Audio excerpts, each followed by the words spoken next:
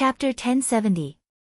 During the battle on Qingling Island, 6 blood poison Shuras and 3 jade poison Shuras from the poison Shura tribe had died at the hands of Lu Ping and the other 5.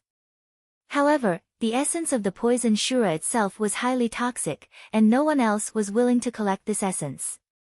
Even Chu Hairen, who was born as a green sea snake, did not have the time to collect the essence of the poison Shura after they had died. Therefore, these things ended up benefiting Lu Ping.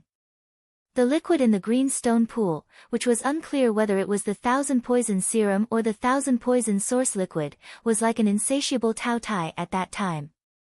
After Lu Ping secretly opened the space door, it continuously absorbed the essence of the poison Shura after they had died into the green stone pool.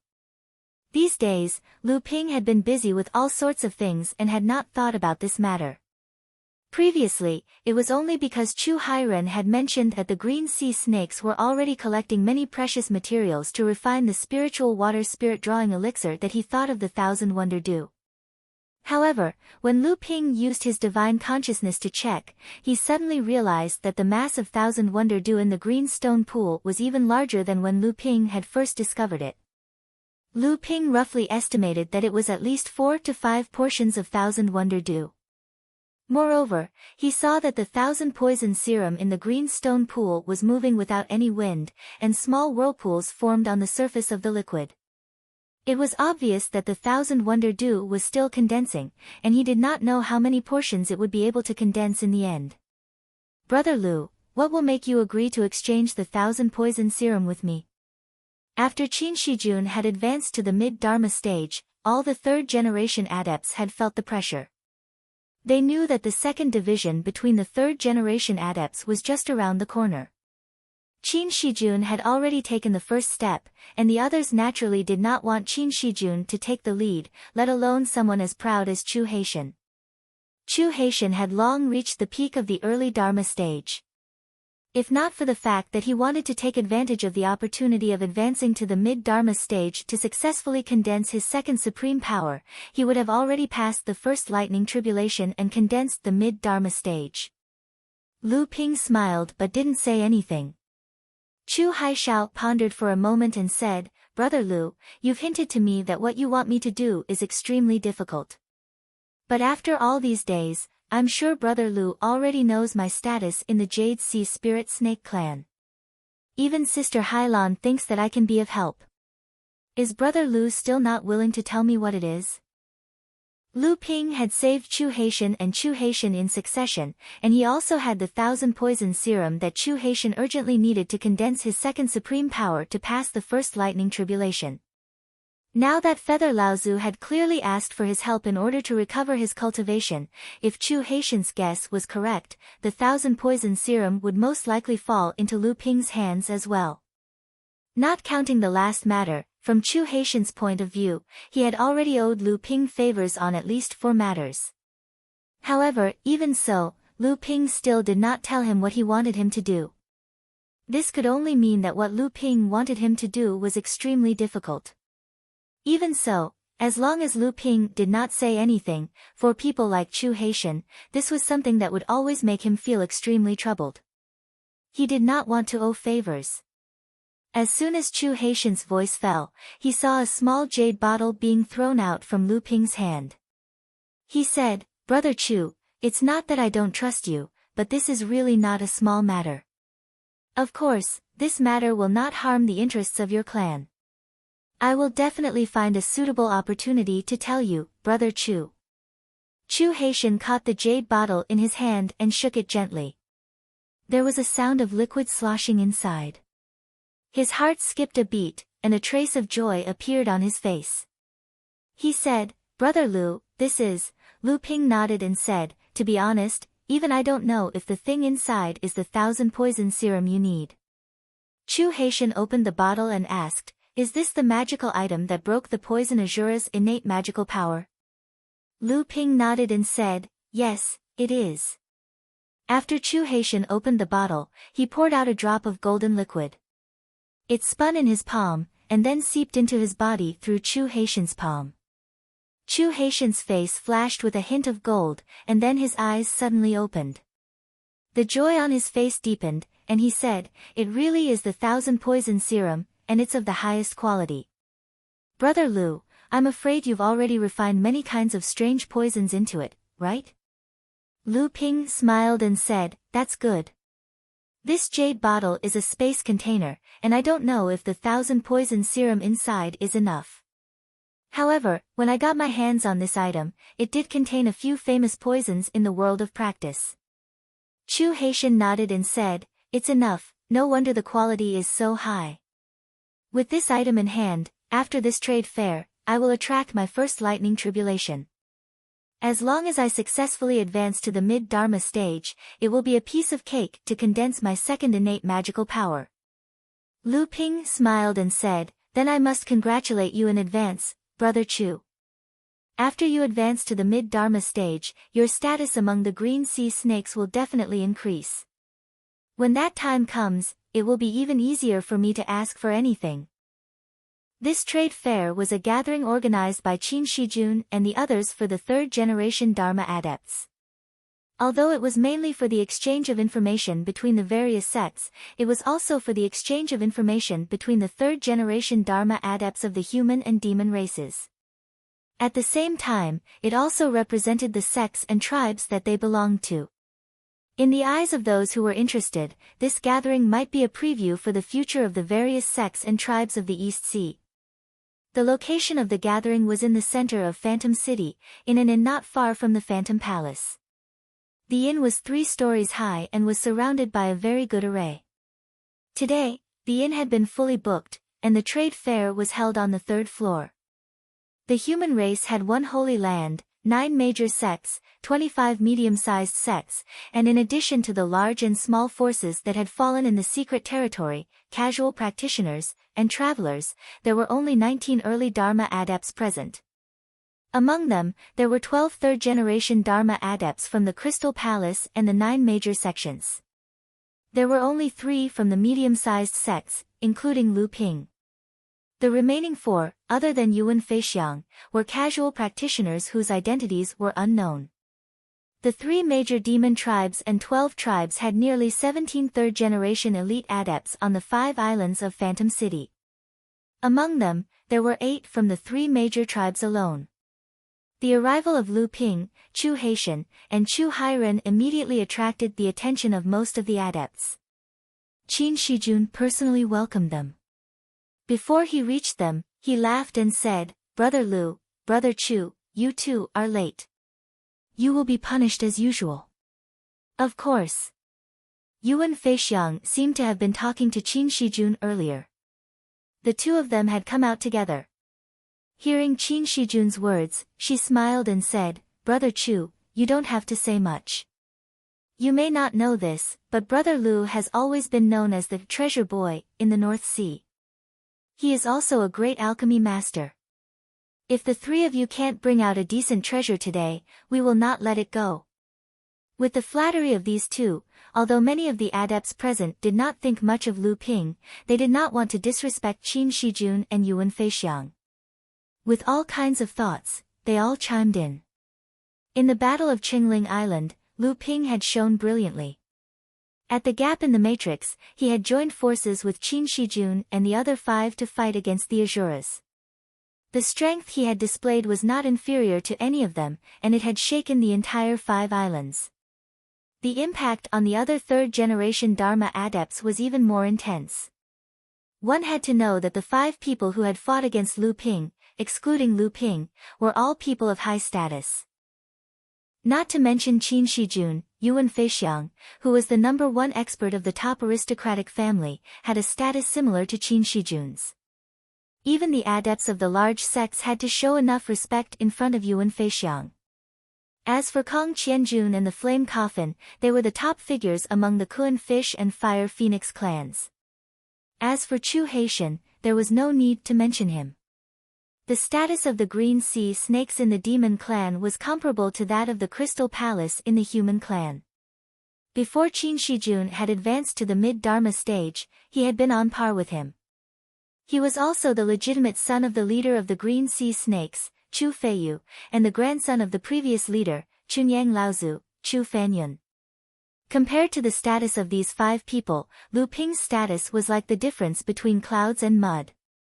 He was just a practitioner of a middle-sized sect. No one knew what good luck he had, but he dared to call himself the boy of many treasures, after getting a few decent magic treasures. It seemed that only in the poor North Sea would he be praised to the sky. However, when he entered the inn, he was walking with Chu Hai. It was obvious that their relationship was not shallow. Coupled with the fact that Qin Shijun, Yuan Feixiang, and the others had personally come out to welcome him, some cultivators had no choice but to retract the trace of contempt in their hearts. However, it also aroused the jealousy and dissatisfaction of some cultivators. Lu Ping naturally understood the expressions of the people around him. He smiled and said, "In front of all of you, my wealth is nothing. But Brother Qin and Brother Yuan are of noble birth, and you are the initiators of this gathering. I wonder what kind of eye-opening treasures you have brought us." Seeing that Lu Ping had easily kicked the ball back to him, Qin Shijun laughed and said, "It seems that Brother Lu can't wait any longer.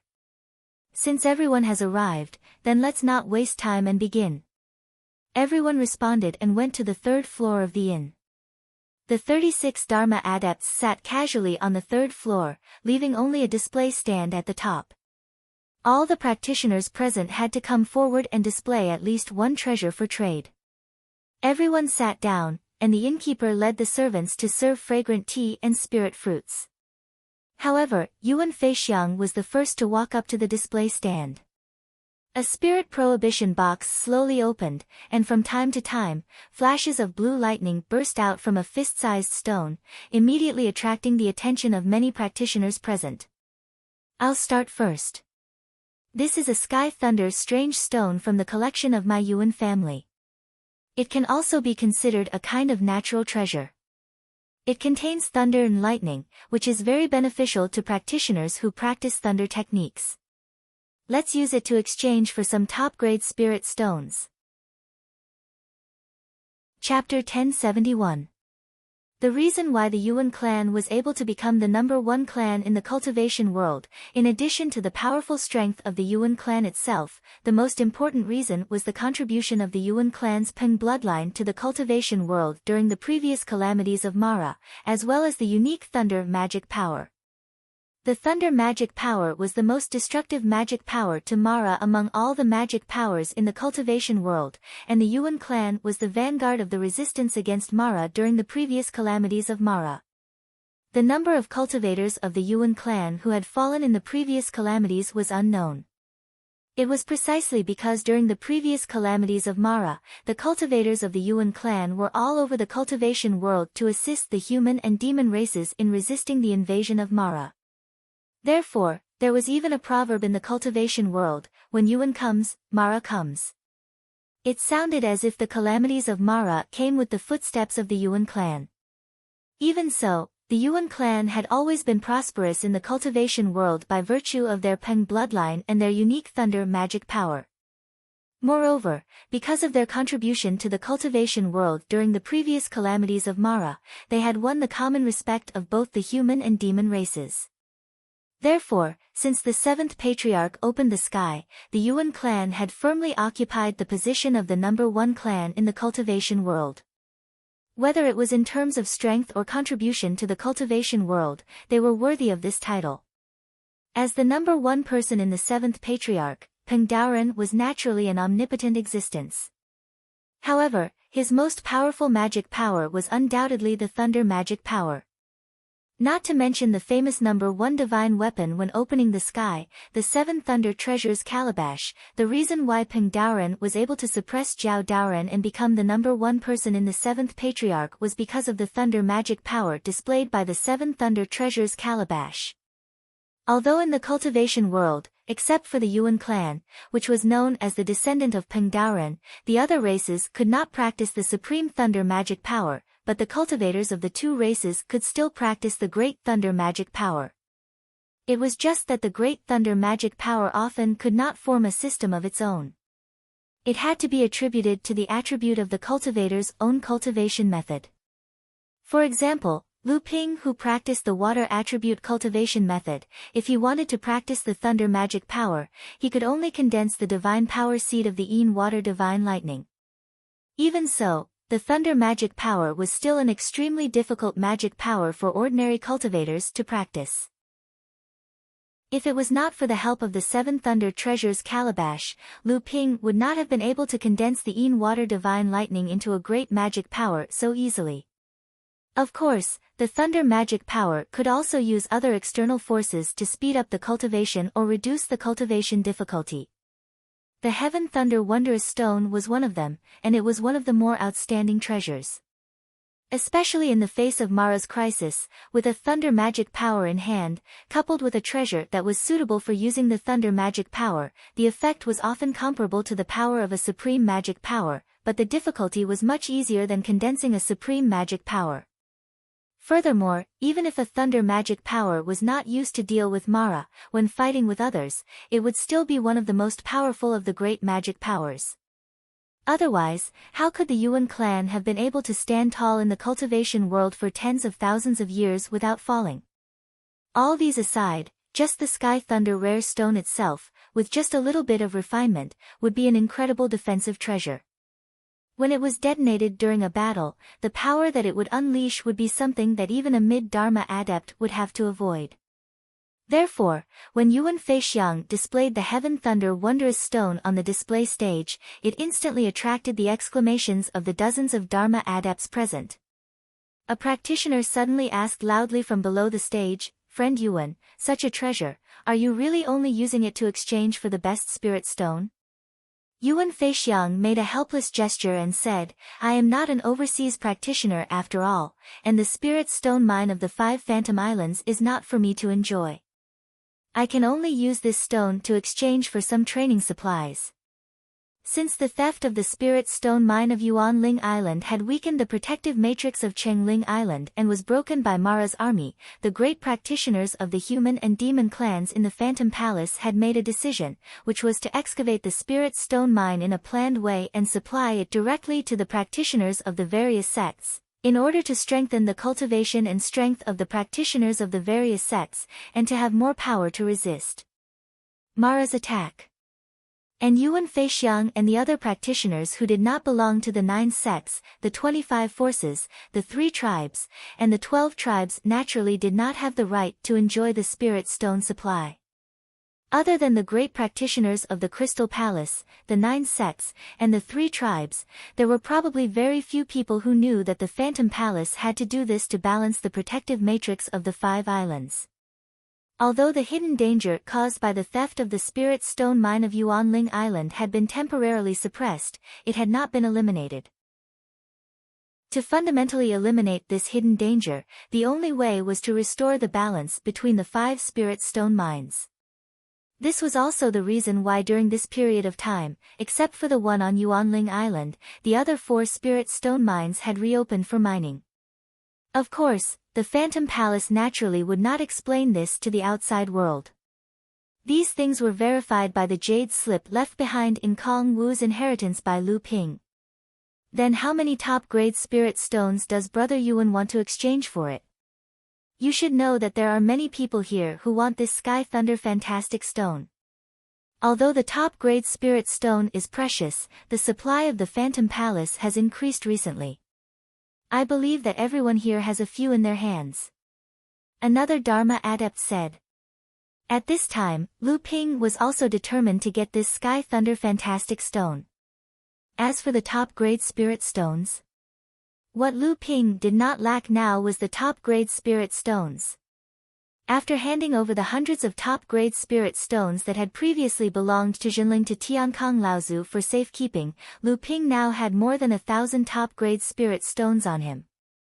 Even a large sect's share of the giant spirit stone mine on the Phantom Island was probably less than this.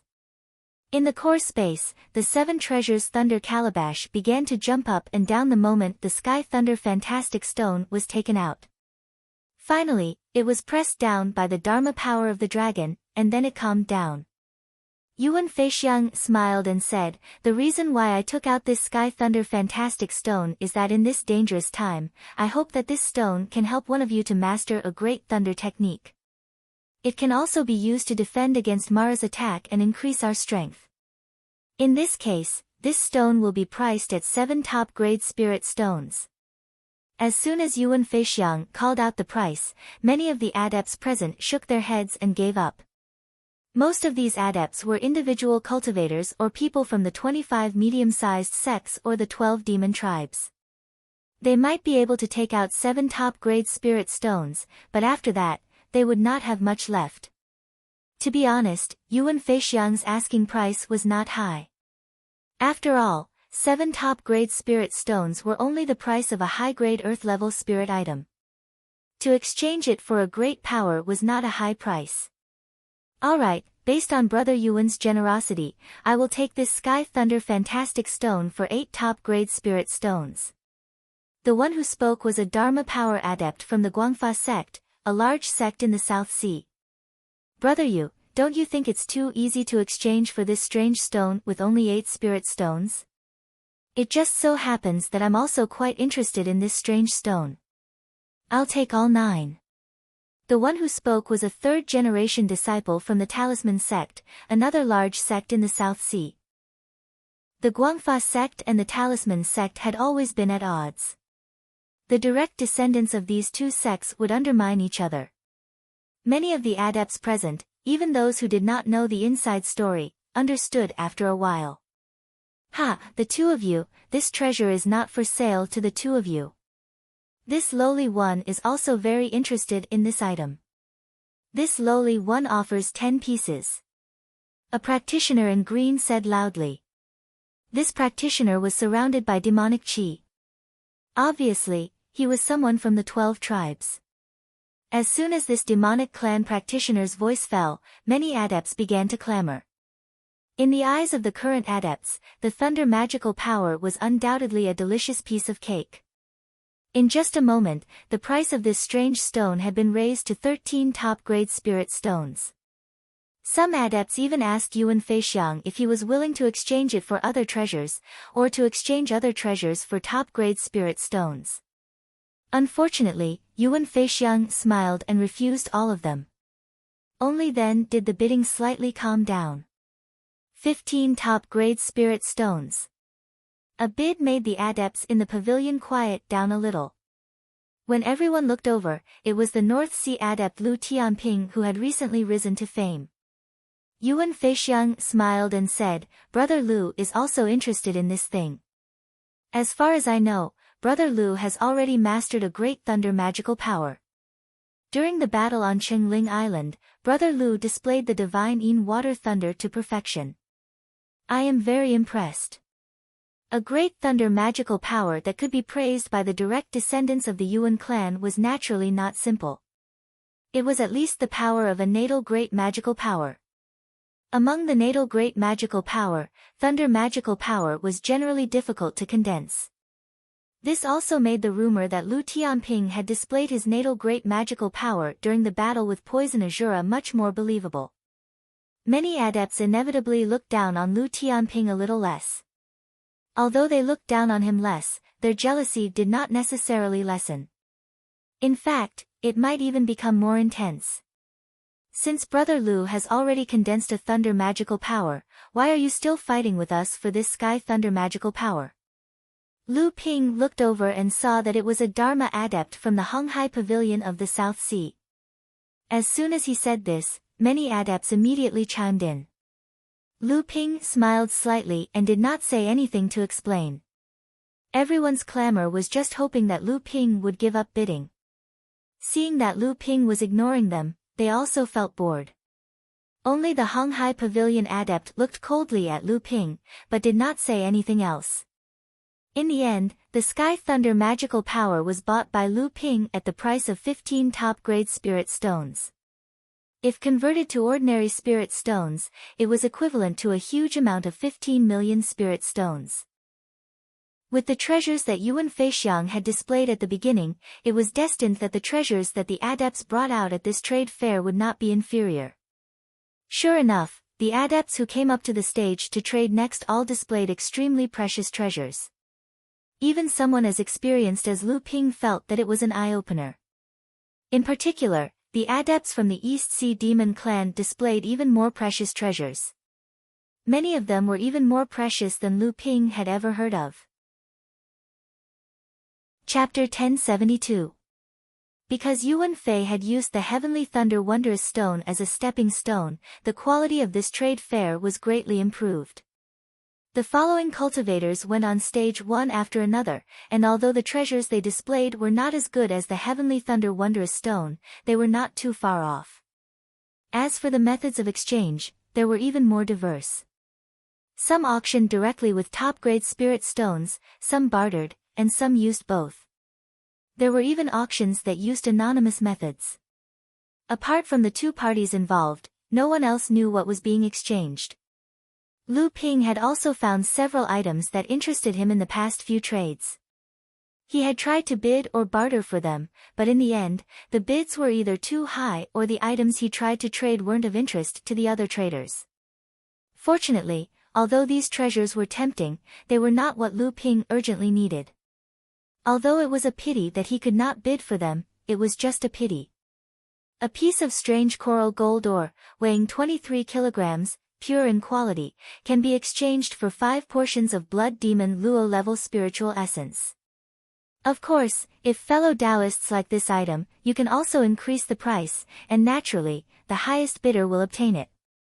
A female cultivator from the Demon clan, dressed in clothes that looked like seaweed, placed a piece of alternating yellow and blue coral on the display stand. This person was from the bright-colored Snake clan, one of the 12 clans of the East Sea. They were one of the most tyrannical forces among the 12 clans. Lu Ping was taken aback when he heard about the mutated coral metal.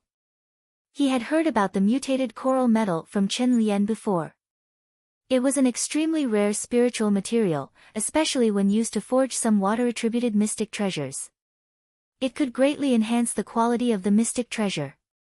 When Lu Ping obtained it in the North Sea, he had given Chen Lian 24 corals that contained various top-grade spiritual materials, and one of them contained mutated coral gold.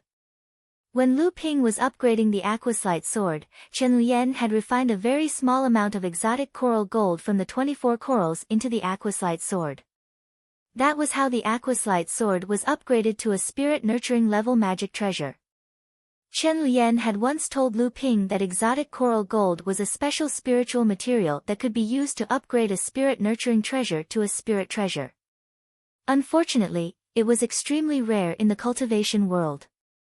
If Lu Ping had not obtained a companion spirit treasure with an invisibility effect, which allowed the water spirit sword to reach the level of a top spirit-nurturing treasure that could attract a thunder tribulation, Lu Ping would have searched for it to upgrade the water spirit sword.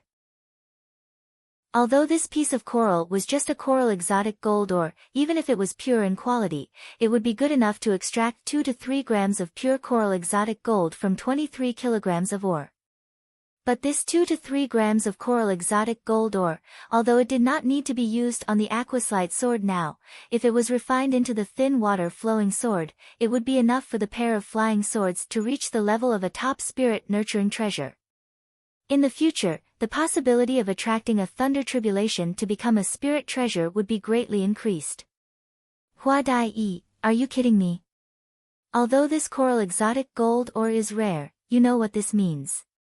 It means that at least 7 or 8 blood Mara beasts have died in order to collect enough blood Mara essence. That's right. Including Mara beasts' large-scale invasion of the fallen mystery land, until now when they have surrounded the 5 illusory islands, a rough estimate shows that the number of Mara beasts that have been killed by the combined forces of the human and demon clans is less than 100. But the human and demon clans have lost at least 50 to 60 Dharma plane adepts. 5 complete blood Mara essence. Even if they had it, who would be willing to give it up? Generally speaking, Mara beasts were more powerful than the human and demon clans of the same level. However, Mara beasts usually had low intelligence. Although they were not afraid of death, they were unusually stupid. When fighting with the human and demon clans, as long as they did not encounter each other, the human and demon clans usually had the upper hand. However, Mara beasts often had the advantage in numbers. Because of this, even if the human and demon clans' combined forces could achieve twice the results, they would still be at a disadvantage. Hua Jie smiled coquettishly and said, I only ask for a fair trade. If you think that the price I set is too high, you can ignore it. It was not easy to collect Mara essence. Even if a practitioner set up a trap to ambush a blood Shura, and there were no other Mara beasts to disturb them, they would be able to collect the essence in advance. It was already very difficult to collect 70% of the essence after Mara beast's death. What's more, it was basically impossible to encounter such a situation in a battle with a blood demon. Usually, it was rare to be able to collect 40 to 50% of the original essence of a blood demon. If he encountered a sneak attack like the one on Qingling Island, he could not even care about his life, let alone collect the original essence. Only people like Lu Ping, who carried a spirit treasure like Ling Long, had a special ability to collect the essence of a blood Shura. After the death of a blood Shura, if the timing was right, he could often collect 80 to 90% of the blood Shura's essence, far surpassing the methods of the other sections. However, Lu Ping had also heard that a few large sects and the 3 major tribes had a method to further purify the essence of Big Mara and replace the essence of blood Mara beasts. Lu Ping had confirmed this from Chu Haitian. However, these methods were naturally top secret. Although Chu Haitian admitted that such methods existed, he could not pass them on to Lu Ping. In this way, it could greatly make up for the shortage of the essence of blood Mara. However, when Hua Dai asked for 5 portions of the essence of blood Mara beast's level, many practitioners who were interested in the coral gold mine looked pained. Among them were practitioners from the 9 sects and the 3 major tribes. It could be seen that even if this kind of purification method existed, it must have many limitations, which made the essence of origin very scarce after purification. When Lu Ping was about to bid, Qin Shijun said with a smile, the coral gold mine can only be found by luck. Although 5 portions of the essence of blood Mara beast's level are valuable, I still have to fight for it. After saying this, he placed 5 spirit restraining bottles in front of him, which contained 5 portions of the essence of blood Mara beast's level. The crystal palace was rich and powerful. With Qin Shijun's status, it was not difficult for him to take out 5 portions of the essence of origin. As soon as Qin Shijun's voice faded, Kang Qianjun followed up with a loud voice, I also have 5 portions of original essence Qi. Since Brother Qin has already spoken, I will add 2 pieces of top-grade spirit stones. What do you think? The coral gold mine was a rare spiritual material that could be used to improve the quality of spiritual treasures. Naturally, these 2 people were not the only ones who wanted it. Chu Haitian also said, 6 portions of the essence of origin. Qin Shijun smiled and said, it doesn't seem like the 2 of you also want it. In that case, I will also offer 6 portions of the essence of origin and 3 top-quality spirit stones. How about that? Kang Qianjun touched his head. When he saw Hua Jie looking at him, he smiled honestly and said, I will think about it first. Hua Jie looked at Chu Haitian again. A young cultivator beside Chu Haitian suddenly said, may I ask what fellow Hua is going to do with the essence of origin? If it is to make the essence refining pill or the essence condensing pill, would it be possible for me to bid with these 2 pills? Hua Jie's eyes brightened and she smiled. I forgot that fellow Lu Tianping is an expert in alchemy. Just as Lu Daoyu thought, I want the essence of origin to be used for alchemy. If Lu Daoyu bids with the pills, I will be more than happy to do so. Lu Tianping thought for a while and said, normally, 1 portion of the blood Azura's essence of origin can be used to make 2 cauldrons of essence refining pills for cultivation and 5 cauldrons of essence condensing pills to quickly recover one's vital energy. According to the 50% success rate, 1 portion of the blood Azura's essence of origin can be used to make 10 essence refining pills or 25 essence condensing pills. What do you think, fellow Hua? The smile on Hua Jie's face grew wider and she said, not bad, not bad. Lu Daoyu is indeed an alchemy grandmaster. I admire you. If Lu Daoyu offers a higher price than fellow Qin, I will make the decision to trade this coral rare gold with brother Lu. Her tone was slightly impatient, causing the other cultivators in the pavilion to look at her and criticize her secretly. Some of the Dharma adepts even had ugly expressions on their faces. Seeing this, Chu Haitian, who was at the side, hurriedly advised in a low voice, "Brother Lu, your estimate is too high. Normally, one portion of origin of essence is exchanged from an alchemy grandmaster with a 40% success rate. If you offer a 50% success rate, not only will your sect suffer a great loss, you might even become the enemy of the many alchemy grandmasters on the 5 islands of illusionary spirits." Lu Ping was slightly stunned. Only then did he realize that those cultivators with ugly expressions were alchemy grandmasters from his sect who had come to the 5 islands of illusionary spirits. Thus, he said, "Fellow Hua, you must be joking. My estimate of 50% success rate is already higher than the publicly accepted estimate of the alchemy grandmasters on the 5 islands of illusionary spirits. How can I offer a price higher than fellow Qin? How about this? If fellow Qin offers 6 portions of origin of essence and 3 pieces of top-grade spirit stones, I will offer 6 bottles of essence refining pills and 3 pieces of top-grade spirit stones. How about that?" As soon as Lu Ping said this, it was clear that the 50% success rate was based on his own sect's estimation and had nothing to do with the exchange rate for elixirs on the 5 islands of illusionary spirits. Many of the cultivators in the pavilion immediately relaxed. Seeing that a great bargain had slipped out of her hands, Hua Jie could not help but glare at Chu Haitian, who had reminded Lu Ping. Then, she smiled at Qin Shijun and said, "Fellow Qin, do you still want to bid?" Qin Shijun smiled bitterly and said, "If fellow Hua uses spirit stones as the price, then I have the confidence to compete with brother Lu. But if you use elixirs as the price, then forget it." This was not to say that Qin Shijun's wealth was not as good as Lu Ping's. He was the first direct disciple of the Crystal Palace, a mid-Dharma adept. If he said that his wealth was not enough to compete with Lu Ping, even Lu Ping himself would not believe it. It was just that if he used Lu Ping's method of calculation, Qin Shijun would be at too much of a disadvantage and could only give up 6 bottles of elixirs and 3 top-grade spirit stones. This piece of rare coral gold was finally in Lu Ping's hands. Lu Ping secretly estimated that if he used the spirit fire smelting purification technique to purify this ore, he might even be able to extract 2 or 3 taels of rare coral gold from it. This way, it would be completely enough to improve the quality of the thin water flowing sword. After the trade fair, he might have to trouble Rong Shi Laozu of the Hua Yi sect.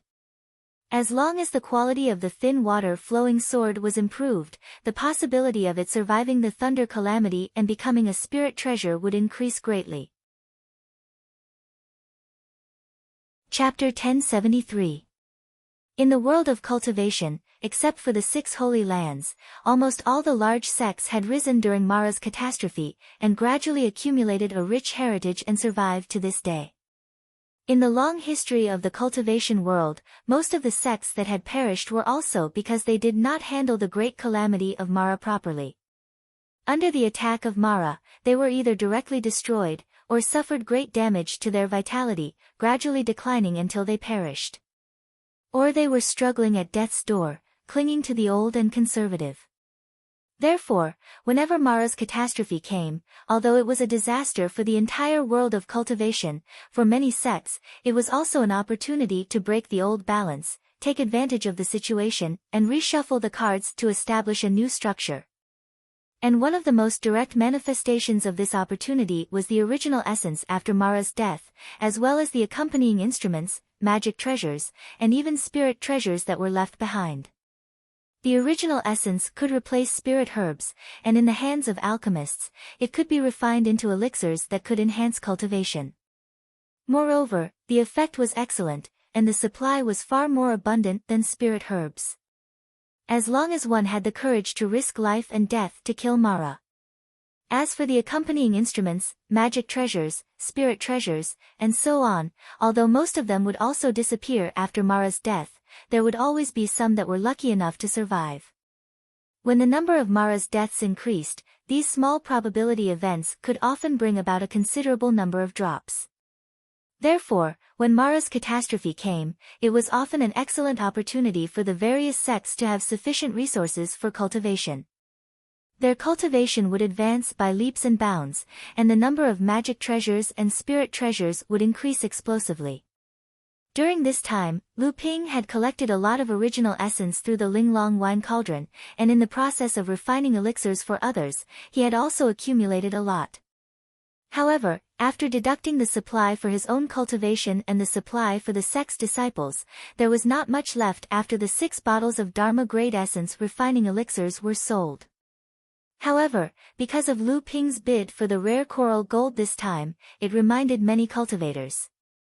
Therefore, in the next few transactions, the Dharma-grade essence refining elixirs refined with the original essence of Mara's blood became the equivalent of the top-grade spirit stone. The trade fair continued. Many of the cultivators on the platform displayed more than just one item.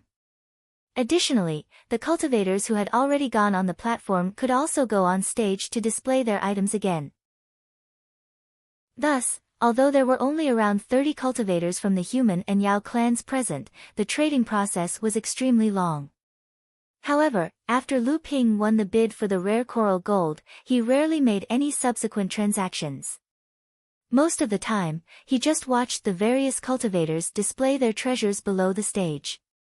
His mind was already immersed in the core space. At the beginning of the trade fair, after obtaining the Sky Thunder rare stone from Yuan Feixiang, Lu Ping inadvertently threw the stone into the core space. The moment the Sky Thunder rare stone entered the core space, the 7 treasures thunder calabash was like a big cat that had smelled fish. In an instant, it jumped out from the claws of the dragon Dharma power. The mouth of the calabash opened and a lightning bolt shot out like a long snake, swallowing the Sky Thunder rare stone. An electric spark also exploded from the Sky Thunder rare stone and connected with the lightning bolt.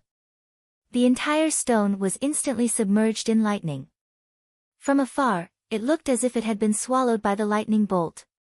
The lightning bolt retracted, and the Sky Thunder rare stone also entered the 7 treasures thunder calabash.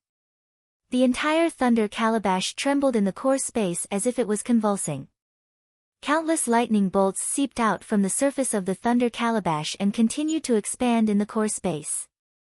The netherwater sword and the thin water sword both hid far away. The golden rock, the spirit of the hanging cloud sail, circled over to investigate, but it was suddenly struck by a lightning bolt. After a mournful cry, the golden rock fled in panic, leaving behind a few feathers. Seeing this, Linglong hurriedly retracted into the wine cauldron and hid in the Dharma power auspicious cloud. The praying mantis cut the few lightning bolts in half and muttered to itself, "Strange, strange." Then, it jumped behind the Dharma power, not wanting to provoke the 7 treasures thunder calabash at this time. Lu Ping's divine will descended, and the dragon Dharma power stretched out from the Dharma power auspicious cloud.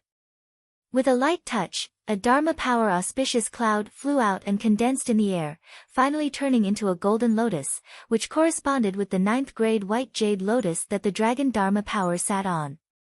The golden lotus flew to the bottom of the 7 treasures thunder calabash, and then the lotus gradually closed, forming a huge flower bud, wrapping the entire 7 treasures thunder calabash in it. Colorful lightning still swam on the golden lotus, but it was unable to wreak havoc in the core space. Lu Ping secretly breathed a sigh of relief and turned his attention back to the trade fair. At this time, he saw a cultivator on the stage display a scarlet flame, which immediately caused a commotion among the cultivators present. Who else could it be but the flame spirit coffin? I believe that everyone has recognized it as well. It's a heaven-level mid-grade scarlet vulture flame. Needless to say, its firepower is powerful. Although it's not suitable for alchemy or weapon forging, it's suitable for smelting spiritual objects. It's also the flame of choice for cultivating several excellent magical powers after attaining the Dharma power. I believe that everyone understands its value. However, this time, I will be bidding in a blind auction. They can bid however they want, but the final decision is in my hands. Although the Flame Spirit Coffin didn't state the starting bid, if many of the cultivators present were interested in this flame, they wouldn't really want to offend the Fire Phoenix clan with a low price. As soon as the Flame Spirit Coffin finished speaking, more than 10 cultivators in the pavilion were visibly tempted. This flame was no longer of any use to most of the Dharma adepts present. Only some cultivators who practiced fire-based techniques might use it when they were practicing their natural mystiques. However, this didn't mean that the core forging adepts of their respective sects wouldn't be able to use it. A heaven-level mid-grade spiritual object was something that could only be encountered by chance. Once it appeared, they would try their best to fight for it. Lu Ping was a little tempted as well, but he didn't know what item he would use to bid for it. This kind of blind bidding method was the most troublesome. The key to winning this flame depended entirely on the Flame Spirit Coffin's will. However, the Flame Spirit Coffin didn't say what he wanted, and everything depended on the guesses of the bidders. Lu Ping saw that Chu Haitian, who was beside him, seemed to be preparing something as well. His heart skipped a beat as he recalled the day when he went to the Green Sea Snakes' encampment on Qingling Island. He had heard about the leader of the Fire Phoenix clan, the Flame Spirit Coffin's grandfather, Yan Zhouxiao Laozu, attempting to overcome his third lightning tribulation and achieve the pure Yang Dharma power. Lu Ping thought to himself, could it be that the treasures that can help in overcoming the lightning tribulation are one of his goals? However, Lu Ping thought about it again. The treasures that could help in overcoming the lightning tribulation with this flame would probably only be those that didn't have significant effects. Although a heaven-level spiritual flame was precious, compared to the importance of a lightning tribulation to a Dharma power adept, it was undoubtedly inferior. Regardless of whether it was true or not, Yan Zhouxiao's third lightning tribulation should be a breakthrough. Lu Ping reached his right hand into his left sleeve and fiddled with it for a while. He placed 9 golden nut fruits into a spirit sealing box and made a mark on it. Then, he used his spatial powers, and the spirit sealing box in his sleeve immediately disappeared. At the same time, on the stone platform in front of the Flame Spirit Coffin, a ray of light flashed, and a jade box appeared in front of him. At this time, there were already more than 10 boxes, jade bottles, and other treasures on the stone platform in front of the Flame Spirit Coffin. The Flame Spirit Coffin was opening and examining them one by one. From time to time, it would reseal the box that it didn't like, and then activate the teleportation mark on the box to return to the hands of the cultivator who had placed the bid. Going back and forth, except for the Flame Spirit Coffin, no one knew the contents of each bid. Even if the Flame Spirit Coffin knew the contents of each bid, it didn't know the identity of the cultivator who had placed the bid. One by one, the boxes were opened, left, or returned. However, Lu Ping didn't make a sound below the stage. In fact, this flame had already attracted almost half of the cultivators in the pavilion to bid, but no one had made a bid that matched the Flame Spirit Coffin's expectations. In the end, after weighing the remaining boxes, a few more were returned. There were only 2 jade boxes left on the stage, and the teleportation mark left on Lu Ping's jade box had not been activated. At this time, the Flame Spirit Coffin was clearly in a dilemma. The 2 jade boxes in front of him were attractive enough, but at this time, he could only choose one of them. In the end, the Flame Spirit Coffin seemed to have made up his mind. He took out the treasure from one of the jade boxes and placed the Scarlet Vulture flame, which had turned into a bean-sized ball of flame, into it. He then activated the teleportation mark on the 2 jade boxes, and the 2 jade boxes disappeared at the same time, returning to the hands of the cultivators who had bid for them. With a flick of his sleeve, the jade box fell into Lu Ping's right hand, which was still in his sleeve. Lu Ping opened the jade box without batting an eyelid, and a trace of disappointment flashed in his eyes. The 9 golden nuts inside had been returned to him. It seemed that the Flame Spirit Coffin had not been interested in his bid in the end. Just as Lu Ping was about to put the jade box into his storage magic tool, his spirit sense seemed to have discovered something. The moment he wiped the teleportation mark on the jade box with his right index finger, a line of words appeared on the jade box. An inexplicable look flashed in Lu Ping's eyes. He inadvertently glanced at the flame spirit coffin, who had walked down the stage, and happened to see that the flame spirit coffin seemed to be looking at the cultivators in the pavilion with a look of anticipation. Although the flame spirit coffin had not chosen the item that Lu Ping had bid for, it did not mean that he was not tempted. He had hidden the message under the mark on Lu Ping's jade box, hoping to conduct a private transaction with Lu Ping. This was understandable. Although Lu Ping was not sure how many people had participated in the trade fair, there were definitely many cultivators who had conducted private transactions with each other. At the very least, Lu Ping's spirit sense had captured traces of spatial fluctuations in the pavilion several times. At that time, the cultivators who were displaying their items on the stage did not blindly bid like the flame spirit coffin. Now that the flame spirit coffin was asking for Lu Ping's help, the initiative was naturally in Lu Ping's hands. Lu Ping pondered for a moment, and a subtle and unpredictable spatial fluctuation was emitted, returning to the teleportation mark left by the flame spirit coffin. Chapter 1074. Although the golden nut was considered a low-grade elixir that could strengthen a practitioner's physical body, the golden nut had an unparalleled advantage over other elixirs that were refined from similar elixirs. The golden energy pill refined from the golden nut could be repeatedly consumed and refined by the practitioner to strengthen the physical body.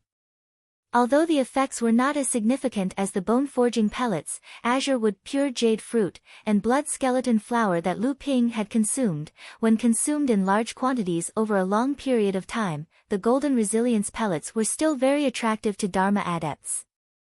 Furthermore, no matter what kind of spirit pellets that could strengthen one's physical body, they were all items that could only be found by chance in the cultivation world.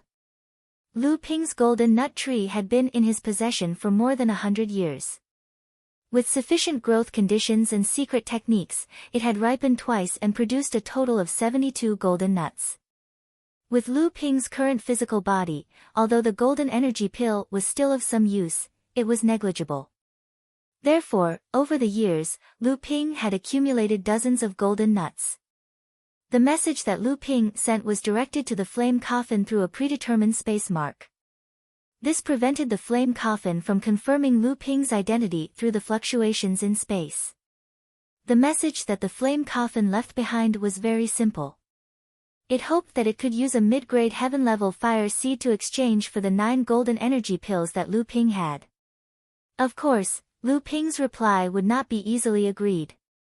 He wanted the flame coffin to add a set of great techniques that were passed down from the Fire Phoenix clan. Lu Qiner had already advanced to the 9th stage of the forging core and was about to condense her 3rd type of spiritual item and achieve a high-grade golden core. Although the mid-grade heaven-level spirit fire was useless to Lu Qiner, the Fire Phoenix clan's great techniques would be of great help to her when she advanced to the Dharma stage in the future. Moreover, the Fire Phoenix clan's great techniques could also be given to the Jinling practitioners with the Fire Element Phoenix bloodline to practice. It was also a very good foundation. After Lu Ping sent this reply, he did not receive another message from the flame coffin for a long time. Just when Lu Ping thought that the price was too high and the flame coffin had already rejected him, the teleportation mark on his sleeve lit up again. The flame coffin had actually agreed, but he wanted 15 golden nuts. Naturally, Lu Ping did not agree. Instead, he asked to see the flame coffin's great techniques that were provided by the flame coffin. The two sides continued to bargain. After 3 people had completed their transactions, the two finally reached an agreement. Lu Ping used 12 golden energy pills to exchange for the flame coffin's mid-grade heaven-level spirit fire, the red lava flame, as well as a Fire Phoenix clan secret technique, the burning sky technique. In terms of power, the red lava flame might not be as powerful as the scarlet vulture flame, but it was also a mid-grade heaven-level spirit fire. The red lava flame was very easy to use in refining tools, and it was one of the most beloved flames of the refiners. As for the great technique, the burning sky technique, Lu Ping had heard from Lu Qiner that it was a basic great technique of the Fire Phoenix clan's secret technique, the art of flame rebirth. Usually, only those with the pure bloodline of the Fire Phoenix clan could practice this technique. Cultivators of other clans and human clans who practiced fire element techniques would have their power reduced after practicing this technique. Lu Ping had just stored the crimson lava flame in the jade box in his sleeve into his interspatial mystic treasure and passed the scorching heavens flame art to Lu Qiner, who was in the golden house, when he heard Qin Shijun's laughter. "Brother Lu, you're next." Nearly 30 cultivators had taken turns on the stage since the start of the trade fair, and many of them were taking the stage for the second time. Now, it was finally Lu Ping's turn. Lu Ping smiled faintly, stood up, and walked towards the stage. Many cultivators in the pavilion looked at the only North Sea cultivator, their eyes filled with various thoughts.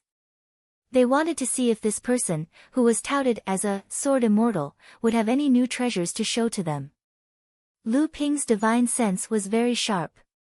The moment he stood up, he sensed the strange atmosphere in the pavilion. He knew that if he didn't take out a treasure that could hold the fort, Qin Shijun and Yuan Feixiang's praises would soon be met with overwhelming mockery and ridicule from the crowd. On the stage, Lu Ping calmly took out a spirit restriction box from his storage artifact. After opening it, a colorful brilliance burst out of the box. "Oh, it's a 5-colored restriction-breaking talisman. Although it's rare, it's only average in this trade fair. After all, it's still far from the treasure boy I imagined. It's already very good. It's just a medium-sized sect from the North Sea. To be able to take out 3 5-colored restriction-breaking talismans, at least their foundation is not bad." That's right. Most of the great sects' inheritances regarding the restriction-breaking talisman are only up to the 5-color talisman. Only those large sects with a long history and deep accumulation can collect the 6-color talisman inheritances. According to legend, the complete 7-color restriction-breaking talisman inheritance can only be found in the 6 great holy lands. Back then, the 7th patriarch of heaven creation was the #1 talisman maker in the Luan Daoist. This 7-colored restriction-breaking talisman was passed down by her. Could it be that the Fire Luan, Wood Luan, and Wind Luan have not inherited the complete 7-colored restriction-breaking talisman? This, I don't think I've heard of it. In the pavilion, many Dharma adepts were whispering to each other. These 3 5-colored seal-breaking charms were created after Lu Ping entered the Dharma adept realm. With the help of his improved cultivation base, his charm crafting skills had improved, and he had painstakingly created them. Every talisman paper that could bear the weight of the 5-colored restriction-breaking talisman was a special item. Just like forging weapons, the creation of talisman paper was not easy. Although it was not as difficult as forging weapons, the process of creating talismans could consume a large amount of talisman paper. Lu Ping's talent in making talismans could only be considered above average, and he did not have the time to waste on creating talisman paper. The talisman paper that Lu Ping needed to create the 5-colored restriction-breaking talisman had all been obtained from the talisman pavilion. Therefore, 2 of the 3 5-colored restriction-breaking talismans that Lu Ping had created were considered items that belonged to the sect. Just based on the value of these 3 talismans, they were already above average among the treasures that had been displayed today. Although they were not considered outstanding, they were enough to prevent the cultivators who wanted to see Lu Ping make a fool of himself from being able to mock him. However, occasionally, a few disdainful looks would pass by Lu Ping's face, pretending that they did not care. There are 3 5-colored restriction-breaking talismans. I don't need to say much about their effects. The items that you need to exchange for them are also very simple. Heaven and Earth spirit items that are above mid-grade Earth level, or supreme-grade spirit stones. Everyone is free to bid, but the final decision of the transaction lies in my hands. This was different from the blind bidding of the flame coffin. The flame coffin was unwilling to state what it needed, but Lu Ping limited the items that it needed to exchange to supreme-grade spirit stones and heaven and Earth spirit items that were above mid-grade Earth level. Although the cultivators below the stage would not reveal their prices, they did not need to use their spatial powers to secretly trade with Lu Ping. Although Lu Ping did not lack supreme-grade spirit stones, Lu Ping did. Now, with the rapid expansion of the sect, Zhenling was even more lacking in heaven and earth spirit items. After some selection, Lu Ping finally reached an agreement with the Dharma adept from the South Sea Talisman sect.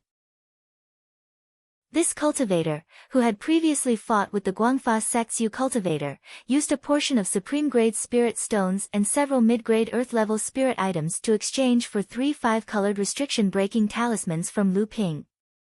Although the talisman sect was not like the East Sea's Purple Talisman Pavilion, which was purely based on the art of talismans, the art of talismans was also one of the foundations of the sect.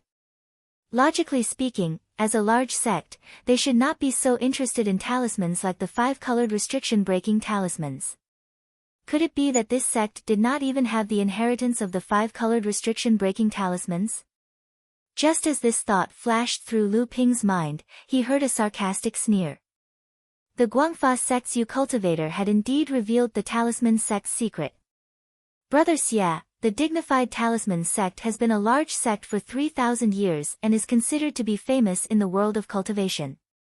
How could you not even have the inheritance of the 5-colored restriction-breaking talismans? You really do not deserve the name, talisman sect. The talisman sect's Xia cultivator's face flushed red, but in the end, he snorted coldly and did not refute. Seeing this, the Yu cultivator immediately sneered again. After the transaction of the 5-colored restriction-breaking talisman was completed, the crowd then realized that Lu Ping was still standing on the stage and had not come down. It was obvious that there was still a second treasure to be traded. A trace of curiosity arose in their hearts. Could it be that this treasure boy still had another treasure to show to the crowd? Lu Ping took out a jade bottle from his storage instrument. Seeing the curious gazes of the crowd below the stage, Lu Ping did not open it immediately. Instead, he stretched out his right hand and drew lines of inner yuan in the air with his 5 fingers. These lines condensed into a bluish-purple talisman inscription in the air. Drawing talismans in the air. The 2 Dharma adepts from the Purple Talisman Pavilion and the Talisman sect were slightly taken aback. To be able to master such a secret talisman drawing technique, one must have reached a certain level of proficiency in talisman making. Furthermore, one must also have an extremely fine control over one's inner yuan and divine will to be able to do so. The 2 of them thought that they had already mastered the art of drawing talismans in the air long before they had advanced to the Dharma stage, so it was not that surprising. However, for Lu Ping to be able to draw such a detailed talisman in the air and take such a long time to condense it, even if the 2 of them had already condensed their Dharma powers, they could barely do it. It was a far cry from Lu Ping's casual demeanor. It was not that the 2 of them were inferior to Lu Ping in talisman making. It was just that the density of their inner yuan and the level of their divine will were too low.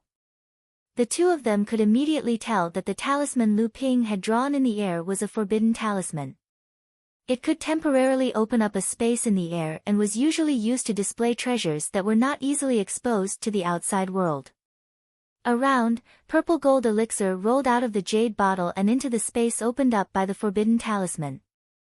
Qin Shijun suddenly stood up from his seat and stared at the elixir that was trapped in the forbidden talisman.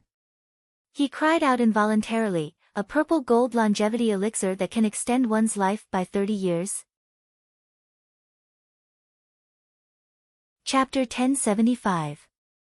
A violet gold longevity pill that can extend one's lifespan by 30 years. Qin Shijun's abrupt loss of composure caused many of the cultivators present to cry out in shock. Like Qin Shijun, many of them stood up from their seats. Their eyes stared intently at the purplish gold round pill hovering on the platform. That included Chu Haishao and the Chu brothers, who had looks of shock on their faces. Seeing Lu Ping nod in their direction, Chu Haishan slowly sat down with a thoughtful look on his face. Chu Haishan also sat down, but he couldn't help but stretch his head out and whisper, "Big brother Shao, didn't they say that longevity pills over 15 years in the cultivation world must contain the myriad wondered jade nectar?" Did Brother Lu refine this pill himself? If so, doesn't that mean that Brother Lu has the myriad wondered jade nectar? Chu Haitian's expression fluctuated, no one knew what he was thinking. After a while, he said, "It is most likely that Brother Lu refined it himself. Let's wait until the auction is over before we talk about it." Qin Shijun's expression calmed down. Then, he asked everyone's question, "Brother Lu is truly generous. No matter what sect it is, if they have a supreme treasure like the purple gold longevity pill in their hands, they would do everything possible to hide it and use it at a critical moment. Brother Lu directly taking it out for a transaction can be considered unique. However, I don't know what Brother Lu wants to exchange this purple gold longevity pill for." The violet gold longevity pill flickered with a faint light in the air. Even a spatial talisman couldn't conceal this enchanting light, causing Lu Ping's face, who was standing behind the pill, to become indistinct. Wind drumming technique. I need the complete inheritance of the wind drumming technique. The cultivators in the pavilion were in an uproar once again. Qin Shijun's expression changed, and he asked with slight surprise, "Wind drumming technique? Is your sect building a treasure ship?" "Right now, your sect doesn't have the qualifications to be a large sect, but it seems that your sect is very confident in itself." Wind drumming technique was a propulsion array for treasure ships to sail on the sea. Treasure ships usually needed at least one large spirit vein to provide propulsion, but in order to convert the power of the spirit vein into propulsion, a propulsion array like the wind drumming technique was required. There was more than one type of wind drumming technique. All large sects with treasure ships usually had their own array for this technique. The windward wave technique rune array on the wreckage of Fei Ling sect's treasured ship had long been broken. Although Zhen Ling's sect had collected some incomplete inheritances regarding the windward wave technique, they were still incomplete. Lu Ping had carefully asked enlightened Xian Chen, enlightened Tian Laozu, Tian of Shui, and enlightened Xian of Taoist, and other formation and talisman. This wind drumming technique required at least a supreme secret technique. Zhen Ling's sect did have a few supreme divine abilities that were passed down in this way, but none of them were suitable to be converted into the wind drumming technique. Lu Ping's self-created Great River Flowing East Sword technique was possible, but unfortunately, the Great River Flowing East Sword technique that had been modified and condensed in the Gentian Pearl could only be regarded as a top-notch great sword technique, far from a supreme secret technique. Hearing Qin Shijun's question, Lu Ping smiled and said, "I'm just preparing for a rainy day. Brother Qin came from the Crystal Palace, so you naturally don't know how long and complicated the process of building this treasure ship is. If we wait until the sect has 2 great cultivators before starting the construction, I'm afraid it may not be completed even after 200 to 300 years. Moreover, nowadays, there are many sects in the overseas that are interested in becoming large sections. Which one of them doesn't have a treasure ship construction project?" Qin Shijun was stunned by Lu Ping's words. He came from the Crystal Palace, which was a veritable holy land in the cultivation world. Its inheritance had always been at the top of the cultivation world since the 7th patriarch opened the sky, so he naturally didn't know the difficulties of the other sections. He could only embarrassedly smile and didn't answer. In the cultivation world, the longevity pill was an extremely special existence. Normally, a 10-year longevity pill was already very precious. A 15-year longevity pill not only required the 10,000 wonder dew, but it was also not a small challenge even for highly skilled alchemy grandmasters. A 20-year longevity pill was something that an alchemy grandmaster still had a little bit of confidence in. However, if it was a 30-year longevity pill, even an alchemy grandmaster would have to rely on luck to successfully refine it. A 30-year longevity pill was enough for a sect to overcome the predicament of a lack of successors. A 30-year longevity pill was enough for a Dharma adept who was on the verge of passing away to have a chance to break through the bottleneck of his cultivation and welcome another extension of his lifespan. At the very least, it would be enough for him to calmly arrange his own inheritance. A 30-year longevity pill was enough for a sect to pass on its legacy for 10,000 years. Just as Lu Ping and Qin Shijun were conversing, the platform in front of Lu Ping had already flashed with the light of several space magic powers. 4 or 5 jade scrolls flashed out of the space channel and landed on the platform. Lu Ping smiled at Qin Shijun and began focusing on the general contents of the jade scrolls. Qin Shijun was slightly taken aback. Then, he slowly sat down, a calm expression on his face. It was unknown what he was thinking. After a while, a faint spatial fluctuation spread out from Qin Shijun's body. However, the surrounding cultivators did not notice it at all. Lu Ping checked several jade scrolls in succession that contained the records of the wind-face drumming technique. He could not help but feel disappointed. It was not that there was something wrong with these legacies. Rather, it was because these legacies were clearly from the great sects in the endless seas. After thousands or even tens of thousands of years, the contents of these legacies had been engraved with the legacy system of the respective sections. Although Jinling could use them, it was inevitable that there would be many areas that would go against the legacy system of Jinling.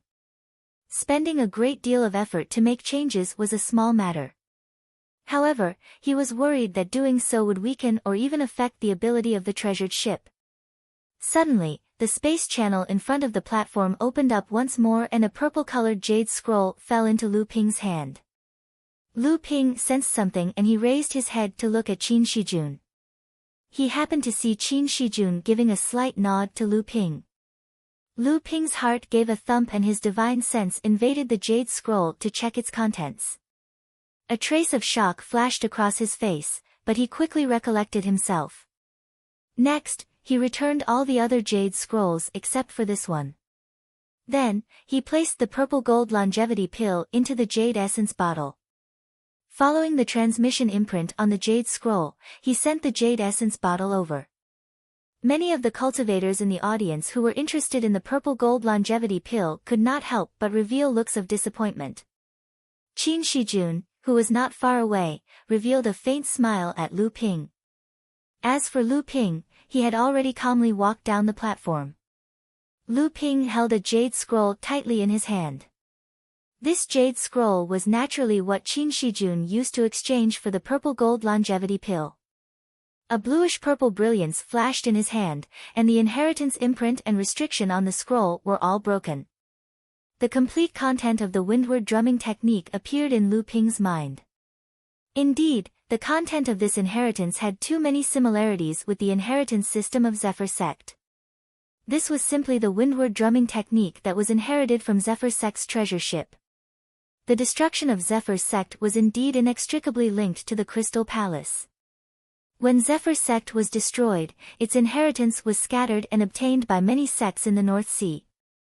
After more than 4,000 years of running in, almost all the sects in the North Sea were more or less stained with the inheritance of Zephyr sect. If there was a sect whose inheritance had the least pain when it merged with Jinling's inheritance system, then it was undoubtedly Zephyr sect. Moreover, the wreckage of the treasure ship that Jinling obtained was simply something that belonged to Zephyr sect in the past. As soon as Lu Ping returned to his seat, Chu Haitian, who was at the side, smiled bitterly and said, "Brother Lu, you really hid it from me for a long time." Lu Ping naturally knew what he was referring to, so he smiled and said, "If I had brought up the Wonder Dew at that time, it would have inevitably given the impression that the nobles had ulterior motives." Chu Haitian laughed and said, "Then why are you so frank now, Brother Lu?" Lu Ping said directly, "I still have a portion of Wonder Dew here. You don't have to worry about the spirit-attracting pill's medicinal catalyst." Chu Haitian's expression only relaxed for a moment, but he immediately put on another thought. Very soon, it was Chu Haitian and Chu Haitian's turn. The two of them had originally prepared a lot of treasures just for the Wonder Dew. Now that the Wonder Dew had been obtained, the two of them went up to the stage one after another and exchanged a series of treasures for a variety of spiritual herbs that were more than 3,000 years old, spiritual objects, and other things needed to refine the spirit-attracting pill.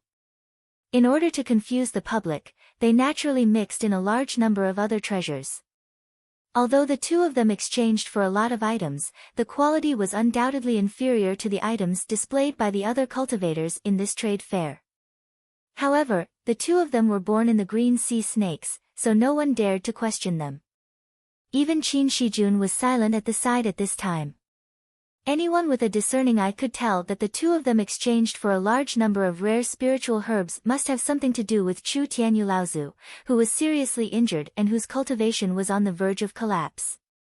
However, with so many spiritual herbs, no one could guess what method the green sea snakes were going to use.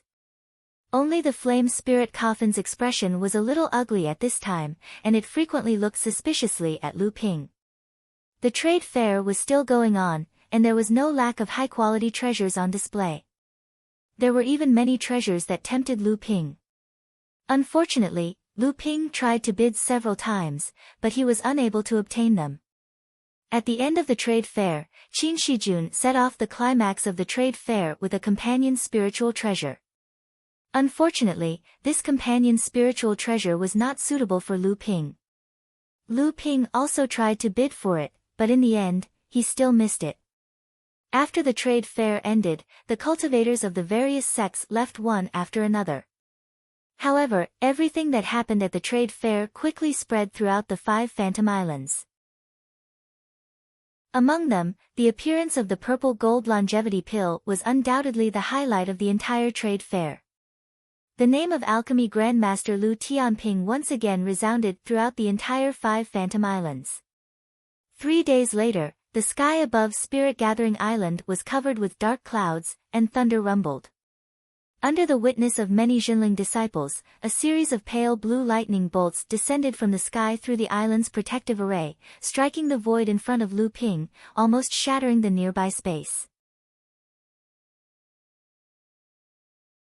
Chapter 1076. After Lu Ping had summoned the lightning for the water spirit sword, the sword itself had become invisible. However, Lu Ping's divine will was still able to clearly capture the position of the water spirit sword. The water spirit sword was different from the other spirit treasures that had been modified to undergo lightning strikes. The water spirit sword itself was an extremely high-quality spirit-nurturing treasure. After fusing with a spirit treasure that had an invisibility effect, the quality of the water spirit sword had been greatly improved. After passing through the lightning strikes, it would not be like the other modified spirit treasures that had a weak weapon spirit and would not be able to improve further in the future. An invisible flying sword would not be able to escape the tracking of the lightning strikes, nor would it be able to evade them. This was due to the quality of the water spirit sword itself and its spiritual nature being fully activated. 6 bolts of lightning struck consecutively, but they were not able to break the water spirit sword from its invisible state. Instead, the space around the water spirit sword was split into pieces, as if it was about to be sucked into the broken space. A few hundred feet away from Lu Ping, Jinling's remaining 30 or so core forging adepts were watching this rare spirit treasure lightning strike from afar. Over this period of time, the 5 islands of the Jinling sect had experienced spirit treasure lightning strikes several times. There had even been Dharma adepts who had risked their lives to seek out Dharma heavenly tribulations in order to forcefully advance. However, this was the first time many Jinling adepts were witnessing a lightning strike from such a close distance. Tian Kong Laozu had already hidden himself far away from the Dharma adepts. Whether it was the spirit treasure lightning strikes or the Dharma adepts' lightning strikes, the Dharma adepts who were not involved had to stay far away to avoid being caught in the crossfire. There was an explosion in the sky, and the 7th tribulation lightning fell.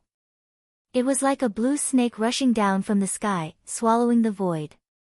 Then, its entire head exploded, and a blue flying sword was blasted hundreds of feet away from where it was hiding. Countless streams of light began to flash on the aqua blue sword. After a while, the water spirit sword's body began to become mottled. Part of the sword returned to nothingness, while the rest of the sword remained aqua blue. From afar, it looked as if the air had been dyed with circles and patches of blue ink. There was a cry of alarm from afar. Clearly, the water spirit sword had been damaged by the 7th bolt of lightning. Lu Ping's expression did not change as his majestic divine will entered the water spirit sword. At this time, the hidden spiritual nature of the water spirit sword had already accumulated to a critical point. Once it passed the lightning strike, the spiritual nature of the water spirit sword would be refined by the pure yang qi and finally become a sentient weapon spirit. The spirit treasure's lightning strike also needed the spirit treasure itself to pass. Although Lu Ping was the owner of the water spirit sword, he could only use his divine will to stimulate the spiritual nature of the spirit treasure so that it could recover as quickly as possible from the lightning strike. The circles and patches of the blue sword in the air gradually shrank until they disappeared. Just as the Jinling adepts were about to relax, there was a flash of lightning in the sky and a bolt of lightning had already descended with a deafening explosion. Once again, it accurately located the water spirit sword in the air. The netherwater sword was sent flying once again. This time, it was clearly even more heavily damaged. The entire sword's body constantly alternated between aqua blue and colorless. At one moment, only the hilt and the tip of the sword remained, and at another moment, several parts of the sword's body were missing, and the tip was revealed. At the same time, sparks would occasionally explode on the sword's body, appearing extremely strange. Lu Ping took a deep breath and used his divine will to connect with the spiritual nature of the water spirit sword once again. Lu Ping could clearly sense the faint fear coming from the spiritual nature of the water spirit sword. It was obvious that the water spirit sword was about to transform. However, if he could not completely stimulate the spiritual nature of the water spirit sword and maximize the potential of the sword, once this spiritual nature was destroyed by the lightning strike, the water spirit sword's attempt to become a spirit treasure would be in vain. Even if he was lucky enough to succeed, the water spirit sword's body and artifact spirit would be severely injured and it would be impossible for it to improve further in the future. Lu Ping's divine will began to calm and guide the spiritual nature of the water spirit sword as much as possible. At the same time, a pure yang qi that Lu Ping had refined was channeled into the sword through Lu Ping's divine will. After the spiritual nature of the water spirit sword was enveloped by the pure yang qi, it rapidly shrunk like snow in the sun. However, it did not disappear. Instead, it became more concentrated and condensed. At the same time, it began to slowly absorb the pure yang qi and fuse with it. The ninth bolt of tribulation lightning finally descended. The entire spirit-gathering island seemed to tremble amidst the deafening sound of thunder. The ninth bolt of tribulation lightning was much larger than the previous 8 bolts. Only a thin strand of lightning tore through the void and landed on the body of the water spirit sword. However, it disappeared into the water spirit sword. Jinling and the other cultivators looked at each other.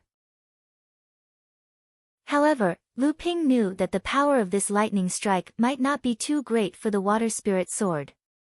However, it was the most critical moment for the spiritual nature of the magic treasure, which was at the critical moment of its transformation into an artifact spirit.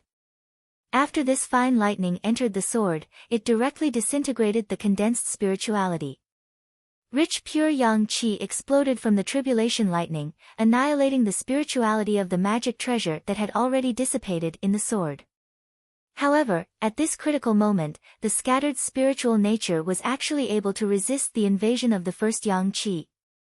Instead, it gradually began to condense again. Seeing this, Lu Ping finally breathed a sigh of relief. The most dangerous stage had been passed. It was only a matter of time before the water spirit sword became a spirit treasure. Once the artifact spirit was formed, Lu Ping would be able to use the invisible sword technique to control this flying sword. It would be equivalent to Lu Ping grasping his third supreme destiny power. The surrounding cultivators of Jinling had been uneasy when they saw the ninth lightning strike disappear into the sword. However, when they saw the relaxed expression on Lu Ping's face, they knew that the water spirit sword had completely overcome the ninth lightning strike. They immediately cheered. At this moment, Lu Ping's divine will moved, and a green light flashed in his eyes. He looked in the direction of the water spirit sword and saw a 7 or 8-year-old boy hanging from the hilt of the water spirit sword with both hands. Seeing Lu Ping look over, the boy loosened his hands and fell from the water spirit sword. A blue light flashed across his body, and he immediately appeared before the eyes of the Jinling cultivators. Artifact spirit, it must be an artifact spirit. This was the first time many of the Jinling cultivators had seen the true appearance of a spirit treasure, and they all began to clamor. The boy waved at the crowd, and then grinned at Lu Ping. Invisible boy greets master. Lu Ping saw that the invisible boy was chubby and cute, and knew that the quality and spiritual source of the water spirit sword had not suffered too much damage during the process of becoming a spirit treasure. So he nodded and smiled. Although the spirit treasure calamity this time was more daunting than dangerous, you should recuperate and recover as soon as possible. Stay in the core space for this period of time. The Jinling cultivators were still gathered in the distance, unsatisfied, but Lu Ping had already left. In the secret chamber of the Green Sea Snakes' camp on Qingling Island, Chu Haitian congratulated Lu Ping. Lu Ping has gained the help of another spirit treasure, which is like adding wings to a tiger. If I were to fight with Brother Lu again, I'm afraid I would be left in the dust. Lu Ping smiled. Brother Chu, you don't mean what you say. The aura around you is turbulent now, and it's obvious that you're only one step away from advancing to the middle Dharma stage. Once your Dharma power condenses pure Yang Qi, I'm afraid I'll have to admit defeat. After the two of them exchanged pleasantries, Chu Haitian handed a storage bag to Lu Ping and said, Brother Lu, I'll leave the matter of the spiritual water elixir to you. 13th uncle said that regardless of whether the elixir refinement is successful or not, the Green Sea Snakes will owe Brother Lu a favor. Lu Ping also said seriously, I'll try my best. Chu Haitian hesitated for a moment and said, Brother Lu, what is it that you're still unwilling to say? Lu Ping smiled and waved his hand to form a few seals. An isolation restriction enveloped the entire secret room.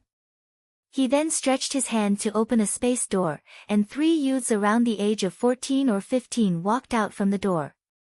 A natural reaction from their bloodline caused Chu Haitian to jump up. Looking at the 3 youths in front of him, Chu Haitian suddenly turned to look at Lu Ping and said coldly, Brother Lu, what's going on? You have to give me an explanation. After the Samling walked out of the House of Gold, the sense of intimacy from their bloodline made the 3 of them look at Chu Haitian curiously. This kind of reaction from their bloodline was even more intimate than when Samling had first met Chu Hailan.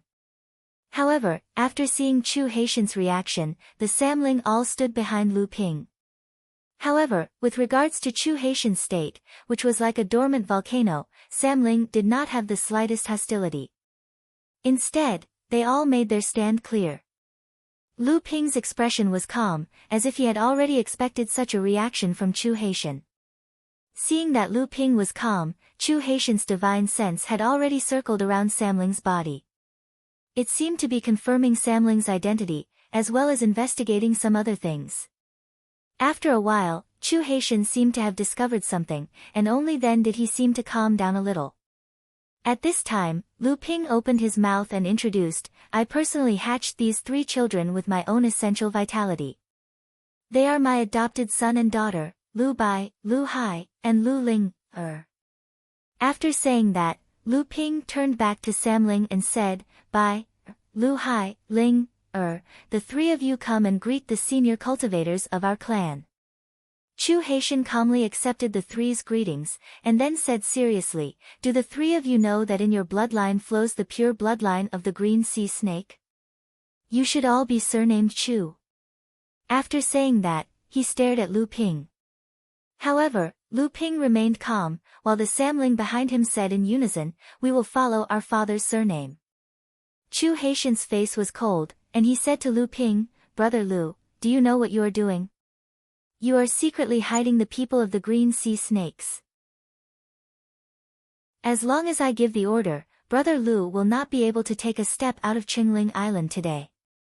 Even if your clan is far away in the North Sea, the Green Sea Snakes will not let you go. Lu Ping looked calm. He smiled and said, Brother Chu, you won't do this. Chapter 1077. In the secret room of the Green Sea Snakes' base on Qingling Island, which was originally prepared for Lu Ping to use for alchemy, Chu Haitian looked at Samling, who was standing behind Lu Ping, with a gloomy expression. After a while, Chu Haitian suddenly said, "Brother Lu, how can you be so confident that I won't tell my uncle and sixth grandfather?"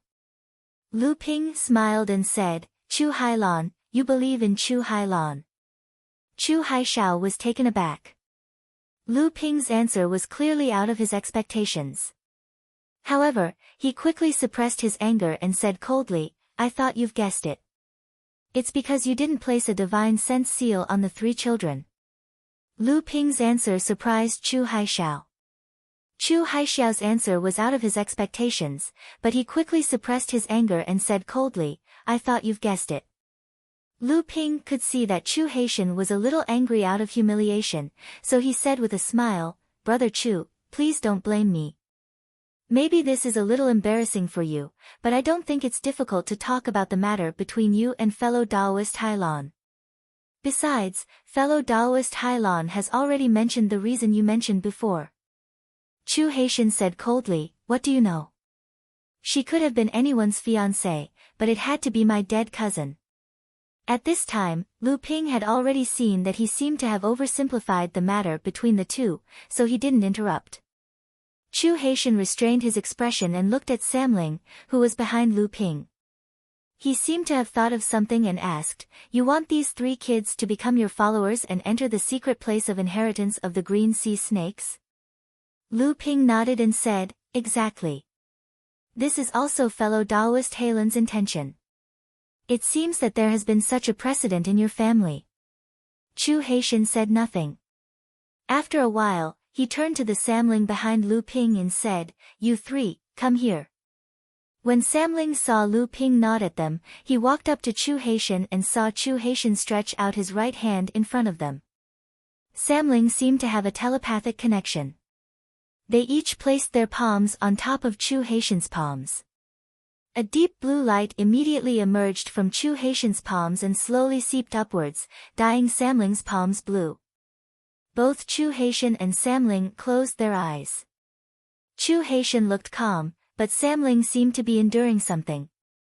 Lu Ping was silent, but he could see that Samling seemed to be receiving some kind of inheritance from Chu Haitian. After a while, Chu Haitian suddenly opened his eyes. A pale color flashed across his face, and he breathed a sigh of relief. Samling also opened his eyes and withdrew his palms from Chu Haitian's hands. Chu Haitian said solemnly, "Always remember, you are the noble Green Sea Snakes. What flows in your bodies is the direct bloodline of Zhao Daoren."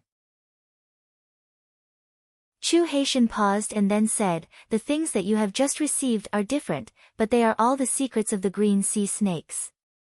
In the future, only your own bloodline can be inherited. Other than that, you can't reveal it to anyone else." After saying that, he glanced at Lu Ping and added, "The same goes for the people you follow." Samling nodded solemnly, and then returned to stand behind Lu Ping. Lu Ping was a little surprised. "Brother Chu, is this?" Chu Haitian shook his head and said, "This is just a greeting gift from the elders to the juniors. The secrets of the Green Sea Snakes are as vast as the sea. How can it be so easy for them to get it? However, the things that I just gave them are enough for them to condense their gold elixir and achieve the Dharma power. As for the things after achieving the Dharma power, Brother Lu, it's up to you."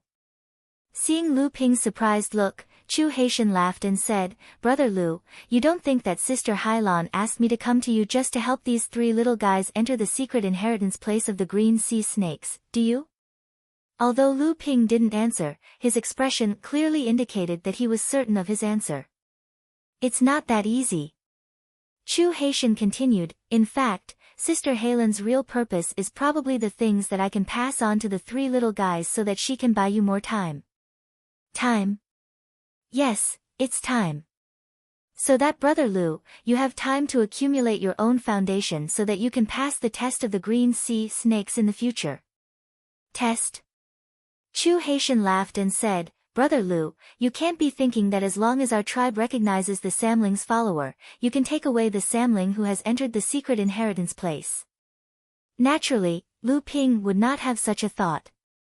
Chu Haitian naturally knew that as well, so he continued to explain, Brother Lu, you already know that there have been great sorcerers in history who have been followed by cultivators from the green sea snakes, but do you know who these so-called great sorcerers are? Without waiting for Lu Ping to answer, Chu Haitian continued, there are actually only 6 so-called great sorcerers. 2 of them have a deep relationship with our tribe, but they are also great sorcerers in the late Dharma stage. The other 4 were recognized by the green sea snakes at the pure Yang Laozu stage, and 2 of them even became real souls in the future. Lu Ping pondered for a moment, then asked curiously, Brother Chu, you should be from the water snake tribe, right? Just now, you were able to give Samling different inheritances. It seems that my understanding of what Brother Hailan said might not be wrong. It is indeed possible that you have found a complete inheritance for Samling. Chu Haitian looked at Lu Ping and said, it is not an exaggeration to say that. The green sea snakes can be roughly divided into 6 branches. The water snake, the ice snake, and the wind snake are the strongest among the 6 branches. The secret place of inheritance of the green sea snakes should be guarded by the pure Yang Laozu of these 3 branches.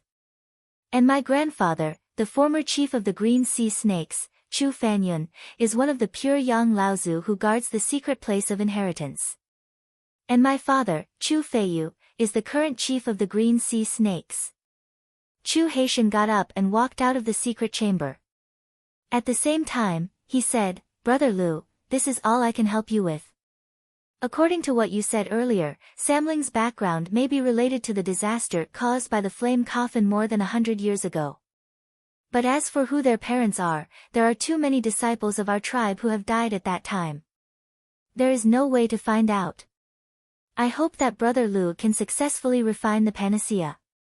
Uncle Tianyu and my father are the closest friends. In the future, if Brother Lu really has the strength to accept the test of our tribe, perhaps Uncle Tianyu will be able to repay the favor he owed today. Chu Haitian opened the door of the secret chamber, but his body suddenly paused. He looked back and said, I forgot to tell you that Uncle Tianyu's mother, Xian Yun Laozu, is one of the only 2 pure Yang Laozu in our water snake tribe. The secret chamber returned to silence. Lu Ping sat cross-legged in the center with his eyes closed, deep in thought.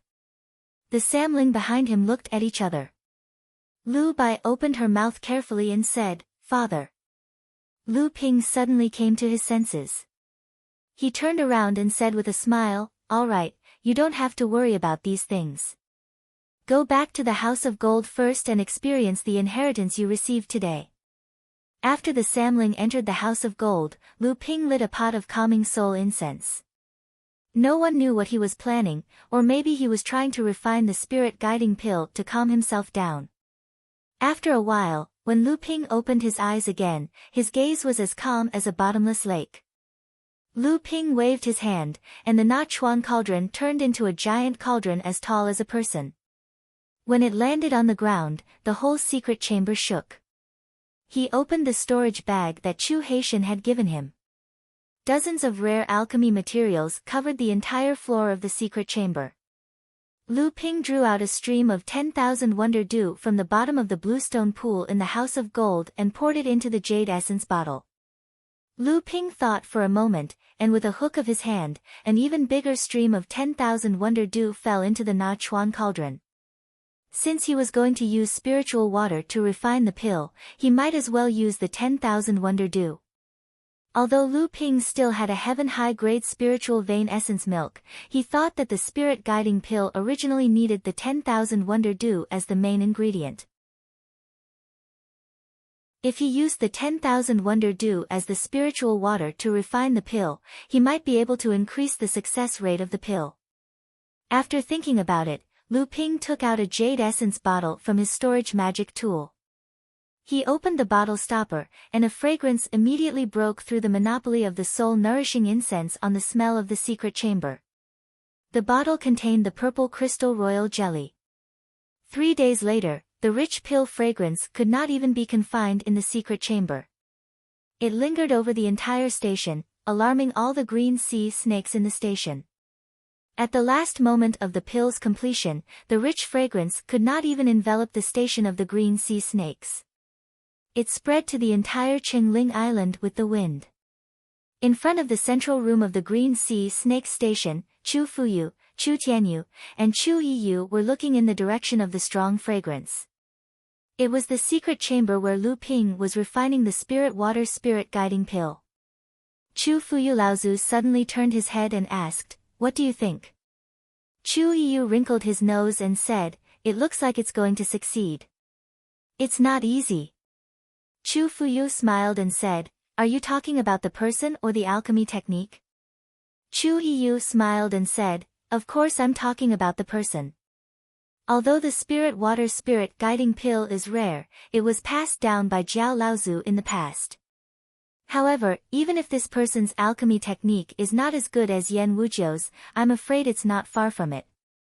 At least I can't compare with him. Chu Tianyu's face was still pale, but he frowned slightly at this time and said, looking at the soaring fragrance, "I'm afraid the matter of alchemy can't be hidden anymore. With the flame coffin's perverse temper, our tribe is naturally not afraid of it. If it brings trouble to the sect of the little guy who is refining the pill, it's a little unreasonable." Chu Fuyu smiled and said, "It's okay, the old man will naturally pay attention." Chu Tianyu nodded and said no more. In the secret chamber, the Nachuan cauldron opened and a dark blue pill escaped from the furnace, but it was caught by a big hand of spiritual energy that had been waiting outside the furnace. "I hope you won't be disappointed." Lu Ping put the pill into the jade essence bottle and then waved his hand to put away the remaining spiritual herbs, furnace, and wonder jade dew. Chapter 1078. During this period of time, the most shocking news in the 5 illusory islands was that Lu Tianping of the Zhenling sect had used the spirit water alchemy technique, which was almost unheard of in the cultivation world, to produce a spirit water spirit gathering elixir, which saved the great cultivator Chu Tianyu's cultivation from the brink of collapse, and successfully stabilized his cultivation at the late Dharma stage. Lu Tianping, it was Lu Tianping again. Ever since the 5 Phantom Islands had been besieged, Lu Tianping's name had become a hot topic of conversation several times in the past 6 months. The tug-of-war in Phantom City was still ongoing, with both humans and demons taking turns to fight. Zhenling had already rotated 5 times. Although Lu Ping and Tiankang Laozu had good results every time, it was not always smooth sailing. Tiankang Laozu had been injured twice to protect Lu Ping, and there was another time when the two of them had joined forces to kill a Jade Shura, but they had been surrounded by 4 Jade Shuras. In the end, they had fought with all their might, and both of them had sustained serious injuries. In the past 6 months, after several fierce battles, Tiankang Laozu had aged. Originally, Lu Ping had estimated that Tiankang Laozu should have had 40 to 50 years of life left, but the continuous battles and the injuries he had sustained had depleted his originally limited lifespan. Now, it would be good if he could only last 30 years. Lu Ping actually had a purple gold longevity pill, but Tiankang Laozu had refused to take it. According to Tiankang Laozu's reason, he had already taken enough longevity pills when he had advanced to the mid-Dharma stage. Even something as precious as the purple gold longevity pill had been used on him to increase his lifespan by 10 years. The purple gold longevity pill was very precious, and it was the treasure that could extend one's lifespan for a long time in the world of practitioners. If it was used on Tiankang Laozu, it might not even have 1/3 of the effect, let alone other longevity pills. Fortunately, Tiankang Laozu had once joined forces with Lu Ping to kill a blood Shura, and had obtained a companion spiritual treasure that he had always resented. But this companion spiritual treasure was different from Lu Ping's water spirit sword. To transform it into a treasure and survive the thunder calamity was not something that could be done in a short period of time. Of the 40 or so Zhenling disciples who had followed them to the 5 Phantom Islands, only 20 remained. Half of them had fallen in battle with Mara's army, and of the remaining half who were still alive, nearly half had all sorts of injuries. Even with Lu Ping, a grandmaster alchemist, could not recover in a short period of time. Among them, there were also cultivators like Xian Peng, who had lost an arm or a leg. Zhenling's core forging stage cultivators were only left with a dozen or so people who could still fight. Even so, Zhenling sect's losses were considered light compared to the other sections. At the very least, Zhenling sect's 2 Dharma adepts were unharmed. Moreover, the remaining 10 or so core forging adepts who could still fight had improved greatly in terms of their cultivation and abilities after going through more than half a year of life and death training. In addition, they had collected essence from killing Mo Luo and used it to create elixirs, which greatly alleviated the shortage of cultivation resources for these practitioners. In just half a year's time, 7 people from Zhenling had achieved breakthroughs in their cultivation. Many of them had advanced to the 4th or 7th stage of the core forging stage. Among them, Yao Yong had successfully advanced to the 9th stage of the core forging stage. Although Xian Peng, who had lost an arm, had lost a lot of his strength, he had stubbornly pushed his cultivation to the late stage of the core forging stage. Of course, these rapid improvements in cultivation were not limited to Zhenling alone. The cultivators of the entire 5 Phantom Islands had also experienced a great increase in their cultivation. In the encampment of Zhenling, Laozu asked with a serious expression, "Is the information you received reliable?" Lu Ping thought about it and nodded. Chu Haitian would not lie about this matter. Previously, I had received hints from Chu Fuyu, the Flame Coffin, and the others that their 2 clans have always had a channel to communicate with the outside world. Tian Kong Laozu guessed with some uncertainty. To be able to maintain contact with the outside world under the siege of Mara's army, I'm afraid even a great practitioner would not be able to do this. Could it be the pure Yang Laozu? Have you asked Chu Haitian and the others personally? Lu Ping nodded and said, "After that, I asked them directly." Chu Haitian did not give me a direct answer, but he revealed 2 pieces of information to me. The first is that the overseas sects are already planning to counterattack the fallen secret land. The second is that a group of Mara has already gathered outside the fallen secret land and is besieging the encampment of the Northern Alliance, Qianyuan City.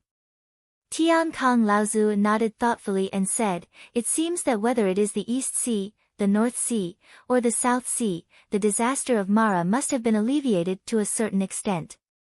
Otherwise, the overseas sects would not have been able to mobilize forces to support the fallen secret land.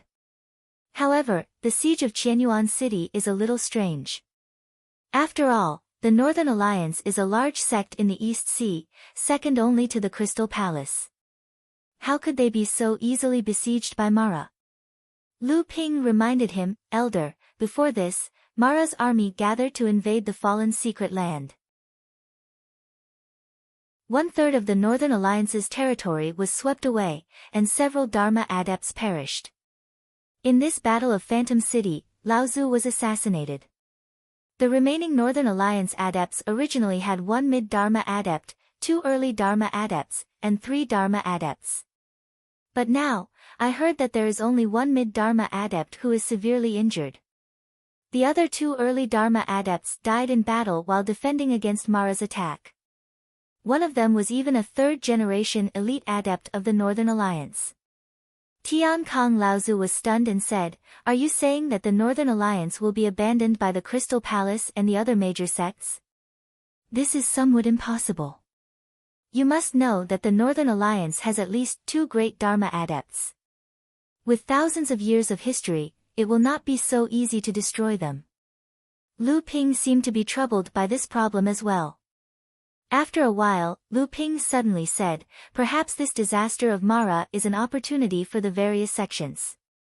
It could even be a conspiracy that they have set up."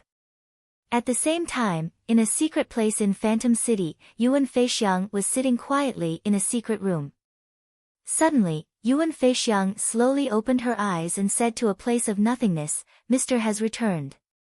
The seal in the secret room flickered with runes.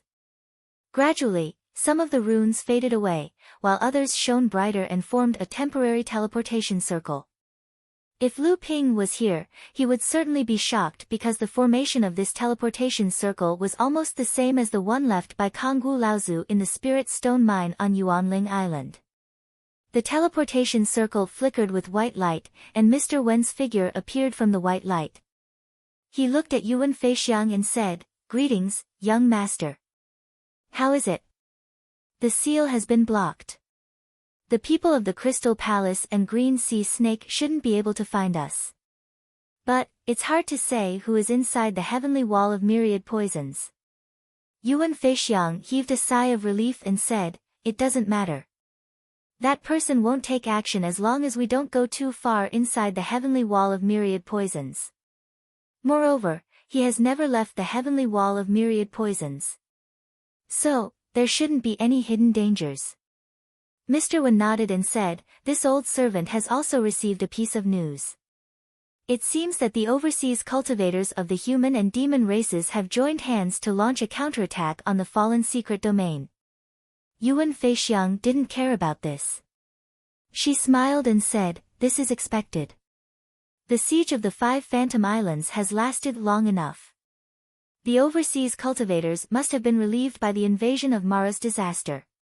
The 5 Phantom Islands can be said to be an important base for the overseas cultivators. So, they can't wait any longer. There is one more thing that the young master may be interested in." "Oh." "It is said that Qianyuan City has been besieged by Mara's army." Yuan Feixiang sneered and said, "Mara's army has actually reached the city. The Northern Alliance is truly doomed." That's not right. The Northern Alliance is the closest to the fallen secret domain. It's almost at the edge. Where did Mara's army come from? This is somewhat unexpected. It's most likely the Crystal Palace's trick of driving the tiger to swallow the wolf. Moreover, they are using this trick to divide the Mara's army that has entered the fallen secret domain. It's a good plan to kill 2 birds with 1 stone." Mr. Wen couldn't help but ask, "How can the Crystal Palace control Mara's army?" Yuan Feixiang smiled meaningfully and said, "The origins of these famous holy lands can be traced back to the time when the 7th Patriarch opened the sky. The secrets they know and grasp of this world are probably second only to the 7th heaven creator Laozu. Although it's unexpected, it's still reasonable."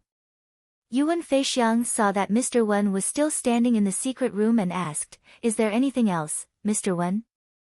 Mr. Wen seemed to be a little hesitant, but he still said, "Young master, this old servant wants to go to the South Sea after the Phantom Island." Yuan Feixiang didn't seem to be surprised.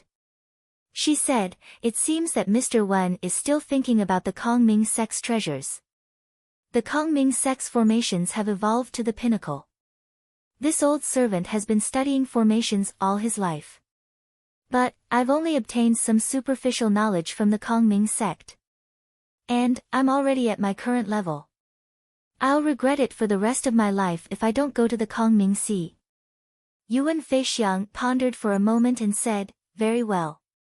The beast tide and the Mara's calamity broke out at the same time in the southern Endless Mountain Range. The 2 holy lands of the 9 Profound Tower and the Lingyun Valley have been badly battered. But, the Peacock race, the strongest royal family of the Endless Mountain Range, has repeatedly appeared in the South Sea. This matter is very strange. Mr. Wen, you might as well pay attention to these matters when you go to the South Sea."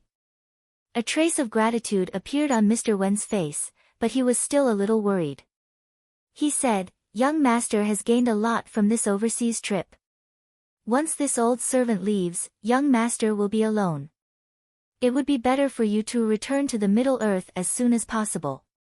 Yuan Feixiang nodded and smiled. "Very well. I'll return to the Middle Earth once the Phantom Island siege is resolved. I've heard that the Middle Earth is in a turbulent state." The 6 meridians sword immortals of the Purple Sun Palace, the 5 great Juzi of the Wuxing School, the 9 Profound Tower Masters, the Lingyun Valley's 7 Rainbow Lights, the Skyward Pavilion's 8 Pavilion Masters, and the Spirit Beast Sect's 3 Empyrean Walkers have stirred up a great storm in the Middle Earth. They've made a great name for themselves. Chapter 1079. In the Phantom City, Lu Ping once again came to the courtyard where Rongxi Laozu lived. Taoism friend Tianping, are you here for the thin water flowing sword? Rong Shi Laozu seemed to have expected that Lu Ping would come today. She was busy in the past, but today she was sitting quietly in the room. Lu Ping bowed slightly and said, Junior came in a hurry and disturbed Senior. No problem. Rong Shi Laozu stretched out her hand and a pair of flying swords flew out from the back of the house. Before they reached Rong Shi Laozu, the pair of flying swords suddenly turned and flew towards Lu Ping. They hovered around Lu Ping's body and made a cheerful sound. The moment the thin water flowing sword flew past, Lu Ping could feel that the thin water flowing sword was different from before. This feeling was the same as when the nether water sword had fused with the life-bound spiritual treasure. But this feeling was even stronger. It was like a river that had been blocked and was just waiting for the moment to break through its shackles. Lu Ping put away the thin water flowing sword and thanked sincerely, Junior is really sorry to trouble Senior twice. Rong Shi Laozu said with a smile, although this pair of flying swords is not as novel as the previous invisible sword, the foundation of this pair of flying swords is far better than the previous invisible sword. After smelting the coral exotic gold, its quality has been greatly improved. In the future, even if you summon the second spiritual treasure Thunder Tribulation, you don't need to collect rare treasures to improve its quality. You only need to focus on nourishing it with your Jinqi and purifying it with divine thoughts, and you have some confidence to survive the Thunder Tribulation. Lu Ping nodded, but he heard Rong Shi Laozu say again, don't rush to summon the Thunder Tribulation. Focus on nourishing it with your Jinqi for a period of time. When this pair of flying swords is in harmony with your body and mind, it is not too late to summon the Thunder Tribulation. After bidding farewell to Rong Shi Laozu, Lu Ping got up and went to a trading market in the west of Phantom City. Lu Ping slightly concealed his appearance and cultivation base. He was now a celebrity on the 5 islands, so he didn't want to attract the attention of many cultivators in the market. However, a simple concealment technique wouldn't be able to fool cultivators in the same realm, so he wouldn't attract unnecessary attention. The 5 illusory islands had been besieged for close to a year now, and they had lost more than a third of their cultivators. Now, be it the humans or demons, almost all the Dharma adepts could recognize each other. If Lu Ping really concealed his own cultivation level and appearance to the point that even adepts of the same level would not be able to recognize him, he would instead attract even more attention because he looked unfamiliar. Now that the 5 illusory islands were besieged by Mara's army, even with the replenishment of Mara's essence, the price of all kinds of cultivation resources kept rising, and the cheapest became a variety of legacies, secret techniques, martial arts, and so on. Lu Ping now liked to wander around these markets, but he didn't collect spirit herbs like he used to. Nowadays, in the Phantom City, who would be stupid enough to take out spirit herbs to trade? Even if they did, the price would be set ridiculously high. What Lu Ping was interested in were the strange things that the cultivators in the market collected on a daily basis. Now, these things could be bought at a very low price, be it spirit stones, cultivation elixirs, or even a few rare spirit herbs that were more than 1,000 years old.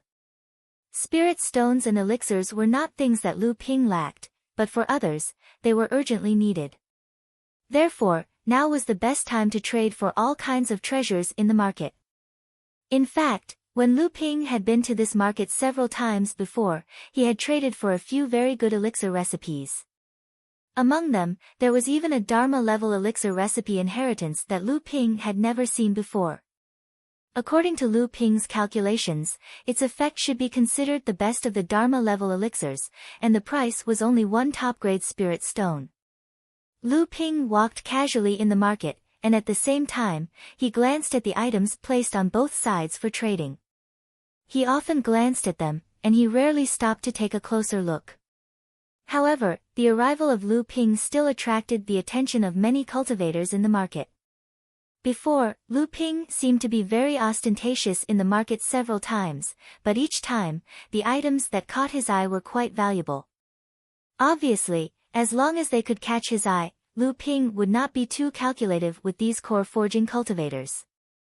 When many cultivators saw Lu Ping walking over, they took out a few of their treasures from their own storage instruments, hoping that they could catch Lu Ping's attention and be exchanged for a good price.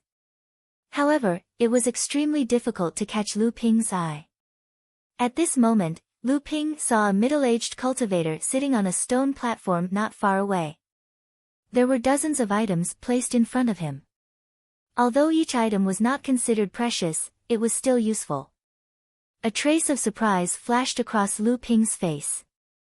Items that could be considered useful in Lu Ping's eyes were naturally not bad in the eyes of the core forging cultivators in the market. In fact, at this moment, there were many core forging cultivators gathered in front of the middle-aged cultivator's stone platform to pick out their items. At the same time, they tried to bargain with the cultivator, but the cultivator ignored them. Although these items were good, they could not catch Lu Ping's eye. Lu Ping only glanced at the items before walking past the middle-aged cultivator's stone platform. Just as Lu Ping walked a short distance away, the silent middle-aged cultivator suddenly opened his eyes. He looked at Lu Ping's figure in the distance and then put away the dozens of items in front of him. There were a few core forging cultivators who had already set their eyes on the items. However, they had been trying to bargain in order to lower the price. When they saw the middle-aged cultivator take back the items without a word, they grew anxious. They began to talk dirty and tried to stop the middle-aged cultivator from leaving. Unexpectedly, the middle-aged cultivator abruptly stood up and retracted his aura. His Dharma manifestation stage cultivation caused the cultivators present to retreat in horror. They watched in fear as the person in front of them left, and no longer dared to say anything. Lu Ping continued to walk around the market. Unfortunately, it seemed that his luck was not too good today. He still hadn't encountered anything that caught his eye. A few hundred feet behind Lu Ping, the middle-aged cultivator followed him from afar. He didn't deliberately hide his tracks. Lu Ping walked further and further into the market. When he passed by a small tea house, Lu Ping walked in and threw a few mid-grade spirit stones to the shopkeeper. He casually gave a few instructions and was personally led by the shopkeeper to an elegant room. After a while, the middle-aged cultivator also walked into the tea house. The waiter's eyes lit up and he quickly came forward and asked, "May I ask if you are Senior Lin? Senior Lu has been waiting for you in the elegant room for a long time." The middle-aged cultivator was stunned for a moment, then he smiled and nodded. He threw a spirit stone to the waiter and was led into the elegant room by the waiter. The waiter opened the door to the elegant room. A clear fragrance of tea shook the waiter's spirit. He was secretly surprised that his tea house had such high-quality spirit tea. When he looked up, he saw that the tea set on the tea table had been changed. The previous Senior Lu was looking behind him with a smile. The waiter's heart trembled and he quickly said, "Senior Lu, Senior Lin is here." After saying that, he bowed to let the middle-aged cultivator pass. At the same time, he left the elegant room and closed the door. At the same time, he took 2 deep breaths of the tea. The waiter even felt that the spiritual power in his body was circulating a bit faster than usual. Seeing the waiter leave the tea room, Lu Ping quickly invited the middle-aged cultivator to take a seat and offered a cup of spirit tea. He smiled slightly and said, "Senior Lin has been following behind Junior this whole time. Is there something you want to say?" The middle-aged man took a sip of spirit tea and said, "Good tea." Slowly putting down the teacup, the middle-aged cultivator's face flashed with worry. He immediately said, "I am ashamed to say it, but I have something to ask of Lu Daoyu." Lu Ping's expression didn't change. He suddenly said, "Is it because of Senior's injury?" The middle-aged cultivator smiled bitterly and said, "As expected of an alchemy grandmaster, I can't hide it from fellow Taoist." After a humble, "I don't dare," Lu Ping didn't say anything else. The middle-aged cultivator hesitated for a moment before saying, "Then I won't beat around the bush. I believe Lu Daoyu has some understanding of my current situation. The Northern Alliance participated in the Battle of Phantom Island. There were 4 Dharma adepts and nearly 100 core forging adepts. Now, Uncle Master Chui has been assassinated and 2 of his nephews have also fallen in the battle with Mara's army.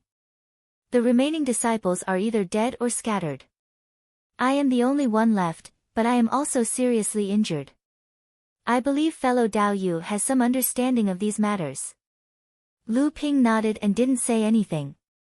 The middle-aged cultivator continued, now, the few alchemy grandmasters on Phantom Island are all from the major sections. Now, I am afraid that the major sects have already targeted the Northern Alliance. Naturally, they won't treat my injury. Therefore, I can only ask for fellow Daoists' help. I hope that fellow Daoist can help me. The Northern Alliance will reward me greatly in the future. Lu Ping laughed involuntarily and said, if I treat Senior's injury, does Senior Lin think that the Northern Alliance will have a chance to thank me in the future? The middle-aged cultivator was startled. Then, he thought of something and said with a deep sadness, does Lu Daoyu already know something? Lu Ping said coldly, I am afraid that Senior Lin has already guessed it, but he still has a trace of hope in his heart. The middle-aged cultivator didn't say anything, but there was a flash of pain in his eyes, as if he had admitted what Lu Ping said. Lu Ping continued, it is not too difficult to treat Senior's injury. The difficulty lies in the fact that this kind of injury must be supplemented by the power of pills. It is extremely difficult for a cultivator to rely on their own cultivation to recover. I believe Senior Lin has experienced this deeply, right? The middle-aged cultivator heard the hidden meaning in Lu Ping's words. Obviously, he didn't refuse to treat him. He suddenly raised his head and said, that is exactly so. If fellow Daoist can help me, I will definitely repay you with a debt of gratitude. Lu Ping shook his head and smiled. Junior is not optimistic about Senior's repayment in the future. The middle-aged cultivator's expression changed and he said in a deep voice, what do you mean, fellow Daoist? Chapter 1080. Lu Ping's words infuriated the middle-aged cultivator. He asked coldly, what is the meaning of this, Lu Daoyu? Lu Ping stared into the middle-aged cultivator's eyes and said, Senior Lin, can't you tell? The reason you're still alive is most likely because the people behind the Northern Alliance want to keep someone of some status in the Northern Alliance alive so that they can help them find the secret heritage sites of the Northern Alliance in the future. Even if I manage to heal your injuries, do you think you can escape from the hands of those people? Lu Ping's words were like a sharp knife that cut through flesh. Every sentence he said could cut a piece of flesh from the middle-aged cultivator's body. By the time Lu Ping finished speaking, the middle-aged cultivator, who was at the mid-Dharma stage, was already sweating profusely. His eyes were filled with despair. Lu Ping fell silent after he finished speaking. He watched as the middle-aged cultivator recovered from his despair.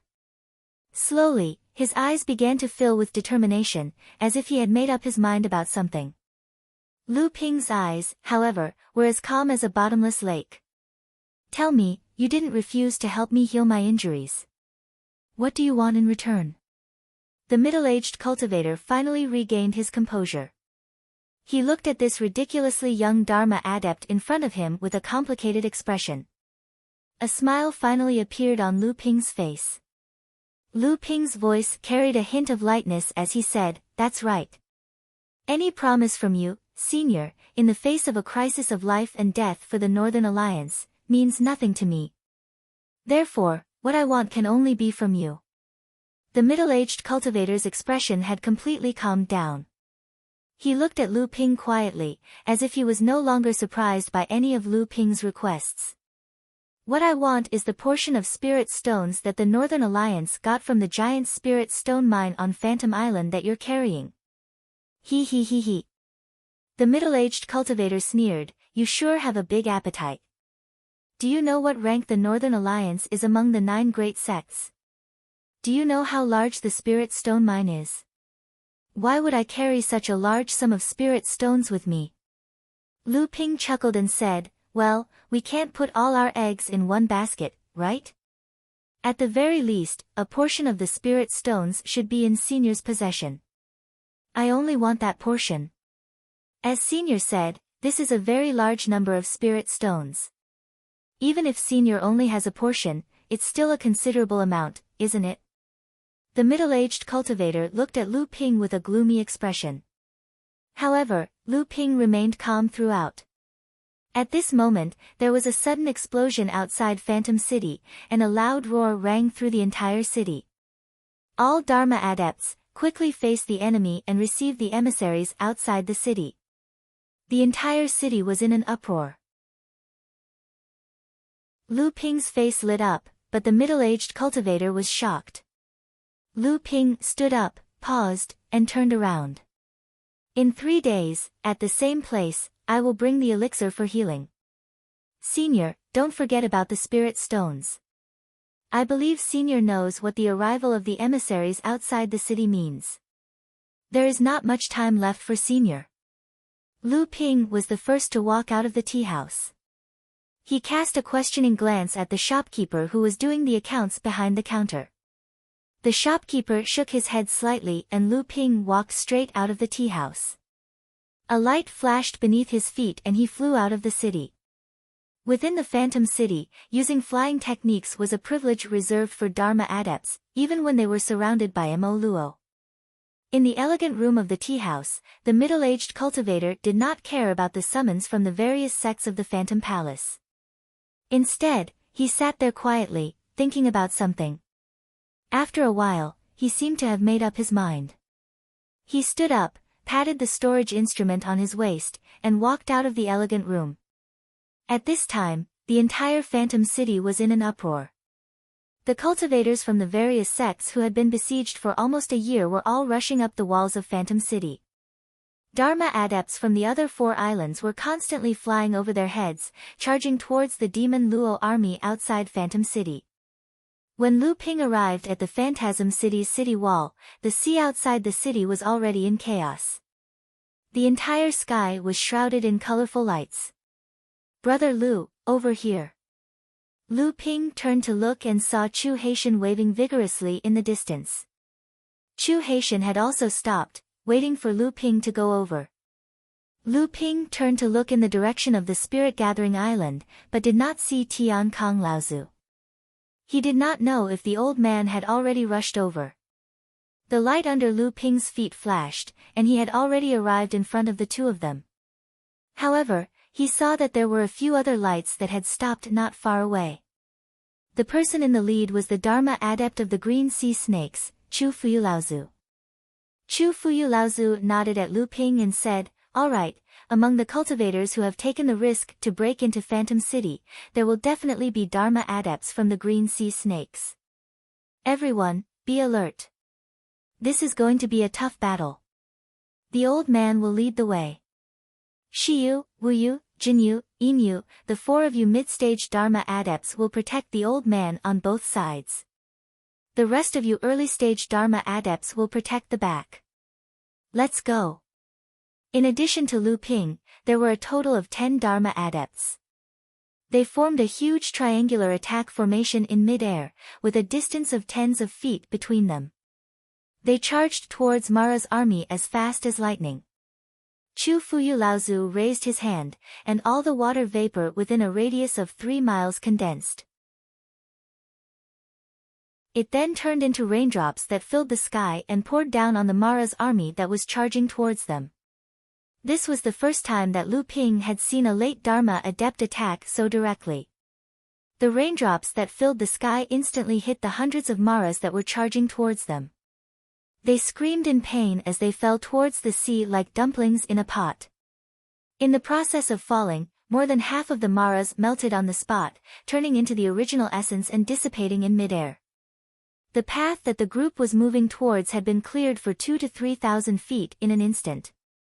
Lu Ping thought that if he were to use the art of traveling through clouds and summoning rain with all his might, although it was possible that he could cover a radius of more than 1,000 feet within the range of his magical powers, whether it was the speed or the power of the technique, he was still far inferior to Chu Fuyu Laozu's. However, before the group could advance more than 100 feet, the alarmed Mara quickly surrounded them from all directions. However, the 10 of them did not care at all, and they continued to push towards the center of the Mara's army. Seeing that Mara was rushing towards them, the 4 mid-Dharma adepts on both sides each attacked. They killed tens of large and small Maras consecutively, finally intimidating the Mara's army that was closing in on them from both sides. At this time, Chu Fuyu Laozu, who was leading the way, was also attacked by a Jade Shura. However, he was repelled by a second Calamity Spirit treasure in his hand, and he hid within the ranks of the Mara's army. Chu Fuyu Laozu did not stop and continued to push forward, and the group behind him followed. At this time, Chu Haitian shouted, "They're coming!" Lu Ping's divine consciousness had also discovered that a group of Mara had surrounded them from behind like a flood. Chu Haitian slashed out with the Jade Sky Sword in his hand, and a magnificent sword aura killed the 3 big Mara that were chasing at the front. The sword aura continued to rush forward, and it only dissipated after killing the 5th Mara. Chu Haitian also attacked at this time. The flying spear in his hand flew out, and after piercing through 3 Maras, there was a crisp sound, and the flying spear was blocked. Chu Haitian shouted, "There are blood Shuras hiding inside." He had only just said that when 2 blood Azuras suddenly charged out from the group of demonic Azuras. They charged towards Chu Haidong and another Emerald Sea Spirit Serpent cultivator known as Chu Hailang. The 2 of them quickly engaged the 2 blood Azuras in a fight. The Mara's army took advantage of the situation to approach. Lu Ping raised the thin water sword in his hand and turned it into 2 sword dragons, which roared and rushed into the Mara's army. Seeing that more than 20 of the Mara's army had been bitten by the 2 sword dragons, and that the Mara had finally relied on their numbers to defeat the 2 sword dragons, Lu Ping suddenly loosened his hand and shouted, "Disperse!" The 2 sword dragons immediately dispersed and merged, turning into a torrent that immediately swept more than 10 Maras into the torrent and disappeared. When the many Maras dispersed the torrent again, it turned into a lake, rolling up piles of silver waves. Every time a wave rolled over a Mara's body, it was as if Mara's body had been dismembered. Lu Ping's triple kill had injured 40 to 50 Maras that had pounced on him. This not only shocked the other early Dharma adepts of the Green Sea Snakes, but even Chu Haitian was shocked by Lu Ping's methods. At this time, there were not many Maras that had fallen under the Jade Sky Sword, only 20 to 30 of them. Lu Ping's strong methods had obviously angered the high-level Mara hidden in the Mara's army. A roar came from the Mara's army. Lu Ping's expression changed and he said, "Be careful, it's a blood demon." The other early Dharma adept of the Green Sea Snakes was called Chu Haiping. Without waiting for Lu Ping's warning, at the moment the roar sounded, with him as the center, densely packed transparent silk threads shot out in all directions, as if forming a huge net. The blood demon's soul-devouring power hit this net, causing the huge net to undulate like waves, but it was unable to affect Lu Ping and the others behind the huge net. Chu Haiping smiled proudly after receiving this attack from the blood demon. Seeing that the Mara's army was about to rush up again, he hurriedly retracted the transparent silk net. However, he heard Lu Ping shout, "Be careful." When Chu Haiping looked up, he saw that a blood demon had appeared above the Mara's army. It was holding a smooth, jade-like object in its hand, and it suddenly knocked it in Chu Haiping's direction. A sound like a chime suddenly sounded in his head, and Chu Haiping's whole body suddenly froze in mid-air, as if he had been stunned.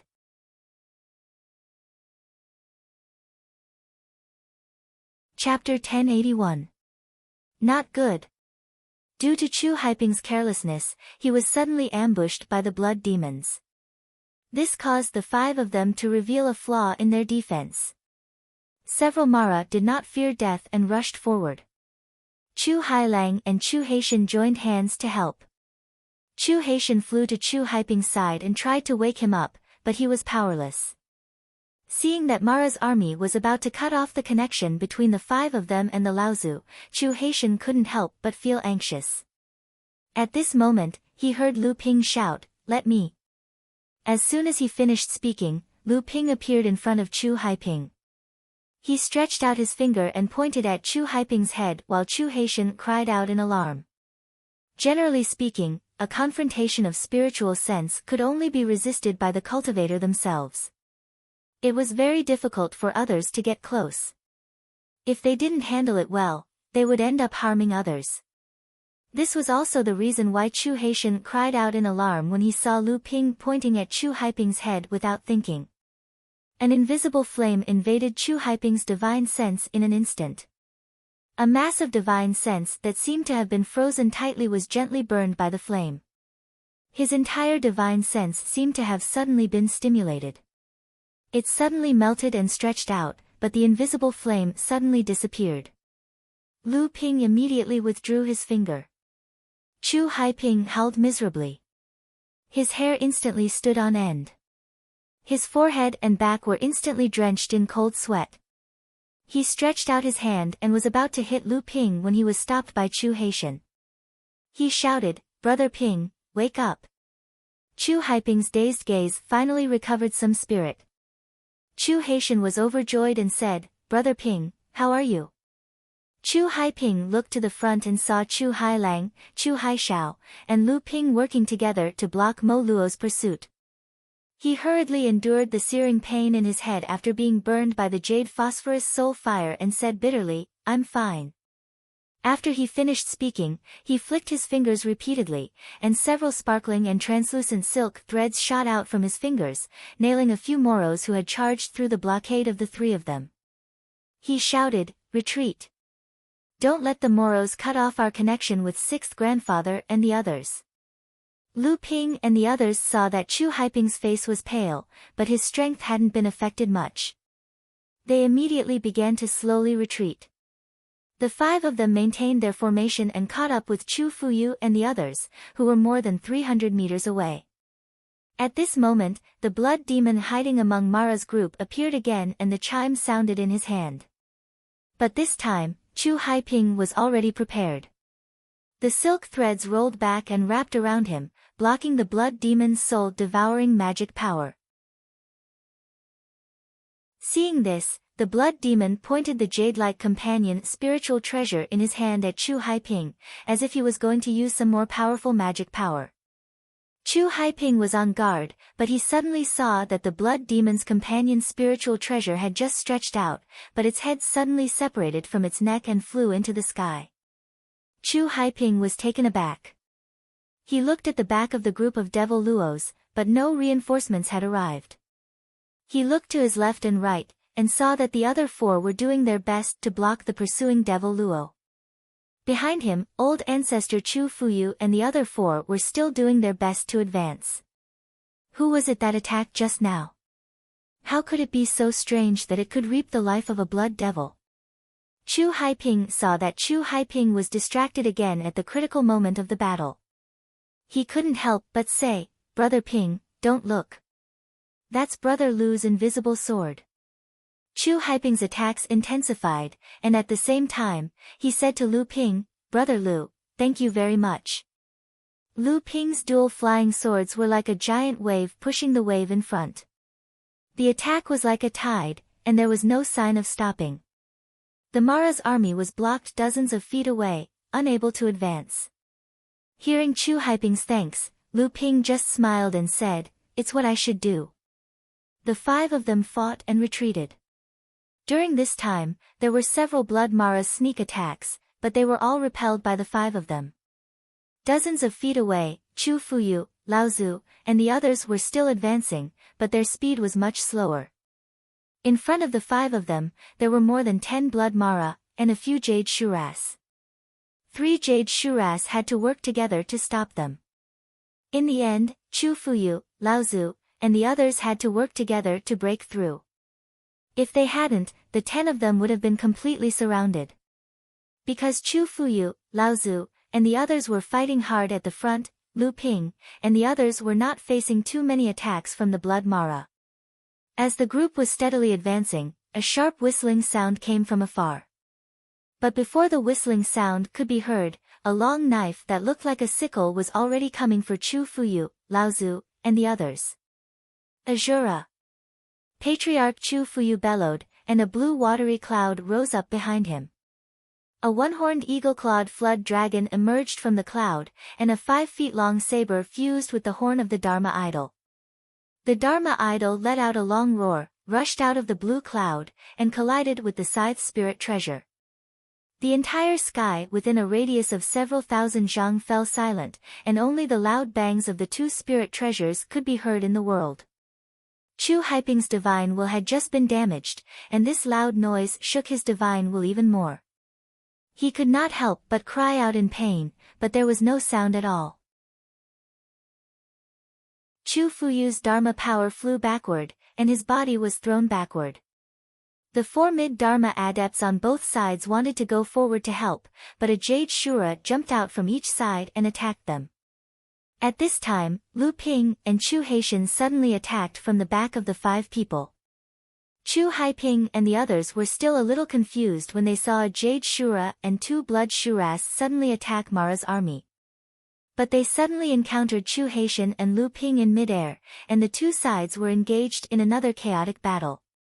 Chu Haishan shouted and said, "Leave the jade Shura to me.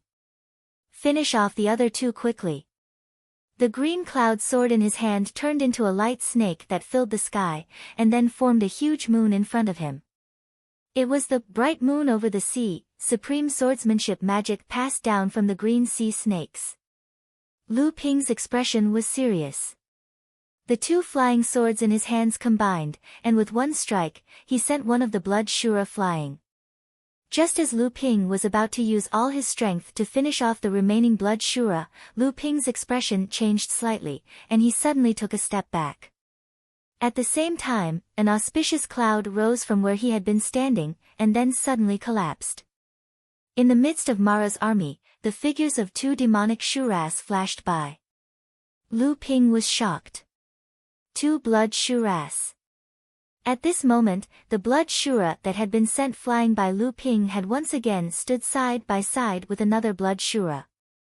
At the same time, 2 more blood Shuras came out of the Mara's army and fought with Chu Haiping, and Chu Hailang. Lu Ping's heart was filled with ruthlessness. A 3-foot bell rose above his head, and Lu Xiaohai jumped out from the void beside him. He used all his strength to hit the bell with the copper hammer in his hand. Clang! The surface of the 3-foot bell was instantly filled with dense cracks, and invisible sound waves spread in all directions. Among the Mara's army, the big and small Mara's bodies were all stunned, and some of the weaker ones fainted on the spot and fell to the sea.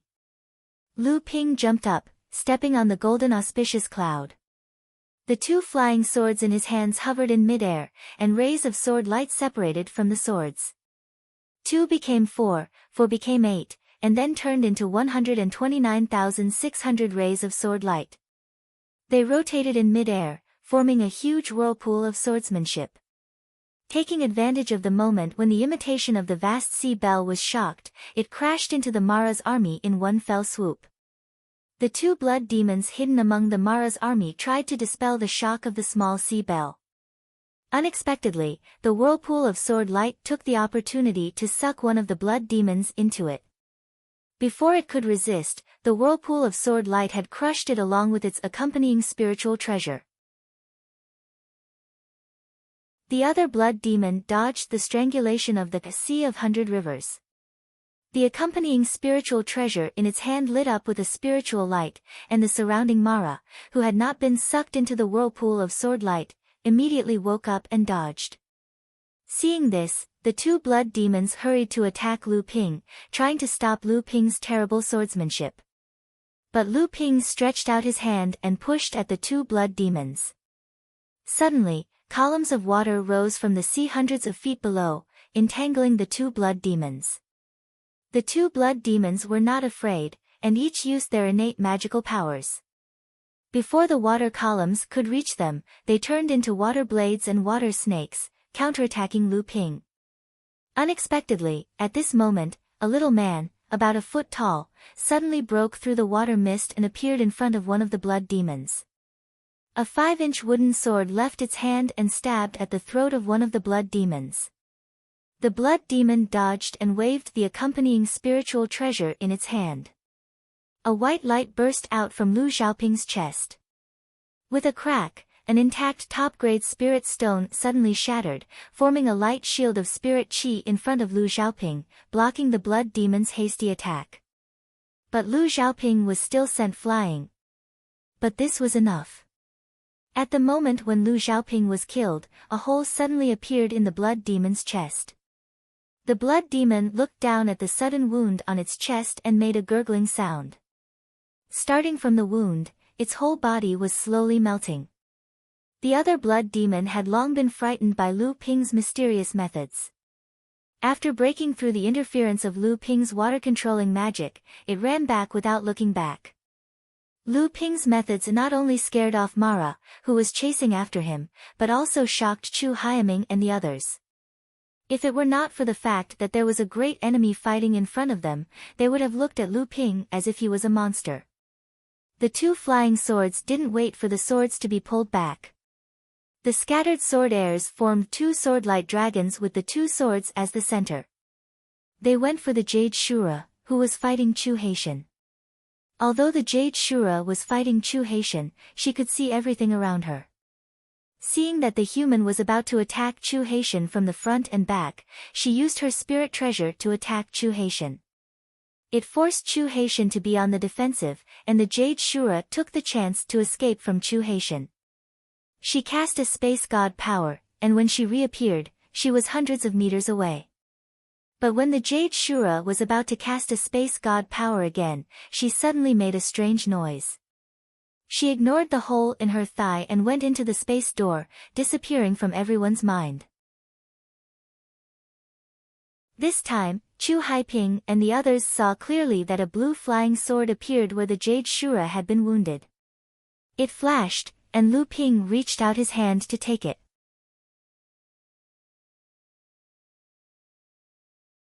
Chapter 1082.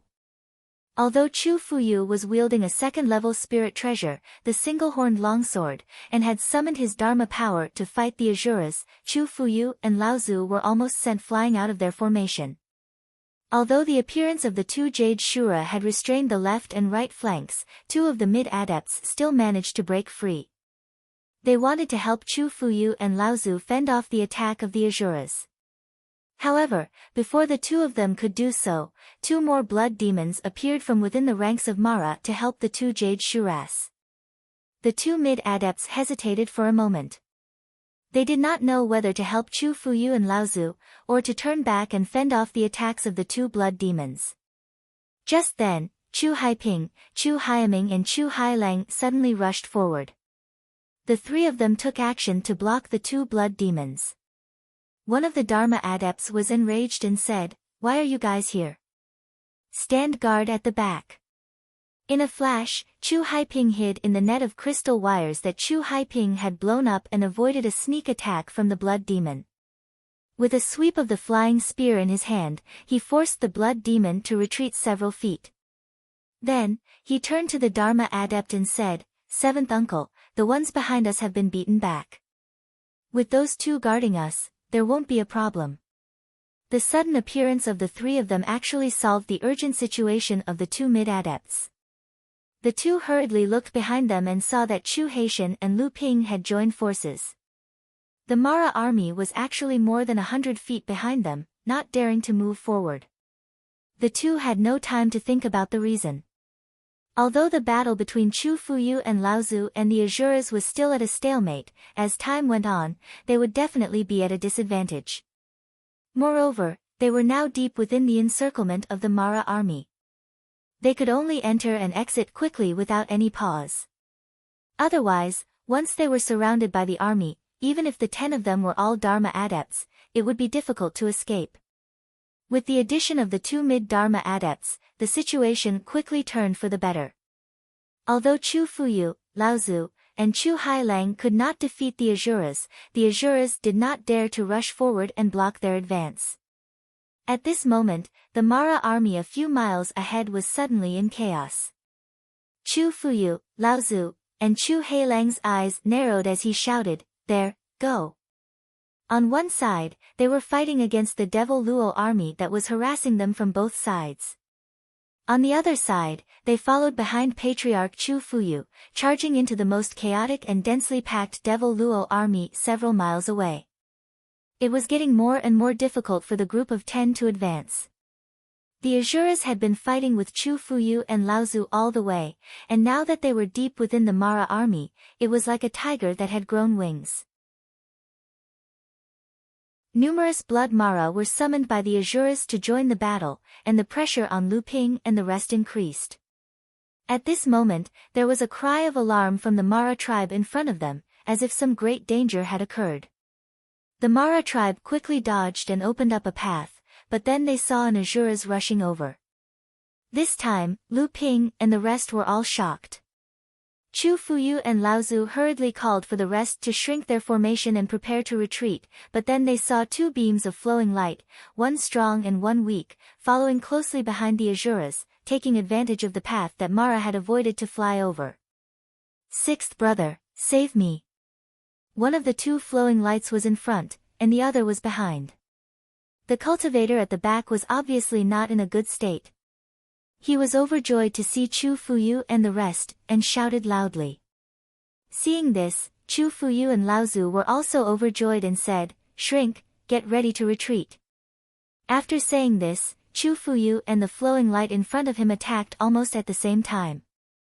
The two of them worked together to temporarily repel the Asuras that were trying to cut off the connection between them. The two flowing lights landed in the crowd and met up with Chu Fuyu and the rest. "Eighth brother, how are you?" Chu Fuyu turned around and asked one of the obviously injured people.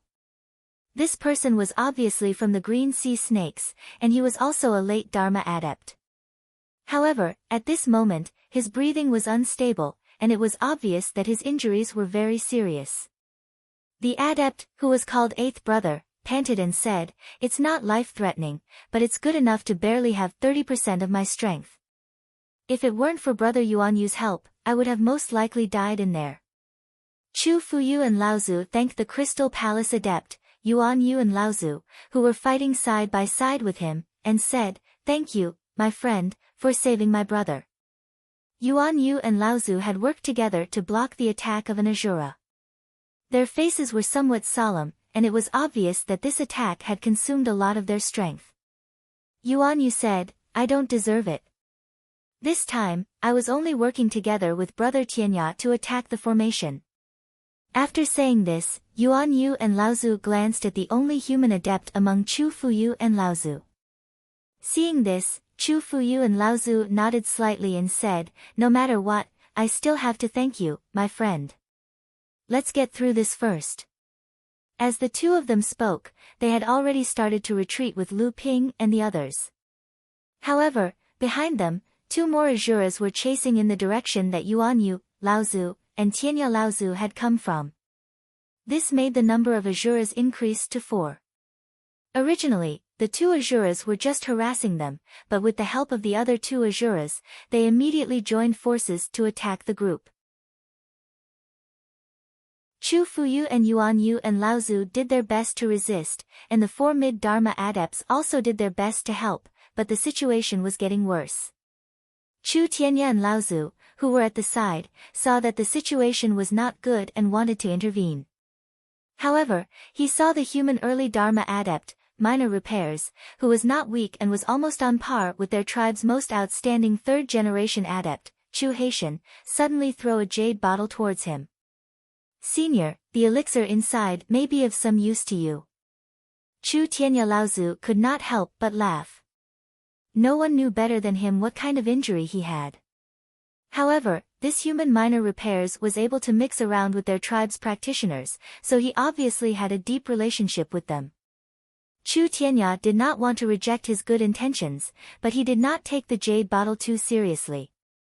Eighth grandfather, Brother Lu is now the most famous alchemy grandmaster on the 5 islands of phantom spirits. He was the one who cured father's injury. 13th uncle said that Brother Lu's alchemy skills are probably close to Grandmaster Yen Wujiu's. Chu Haitian saw that Chu Tianya Laozu had put away the jade bottle. It was obvious that he did not take the elixir Lu Ping had given him seriously, so he quickly spoke up. Alchemy Grandmaster.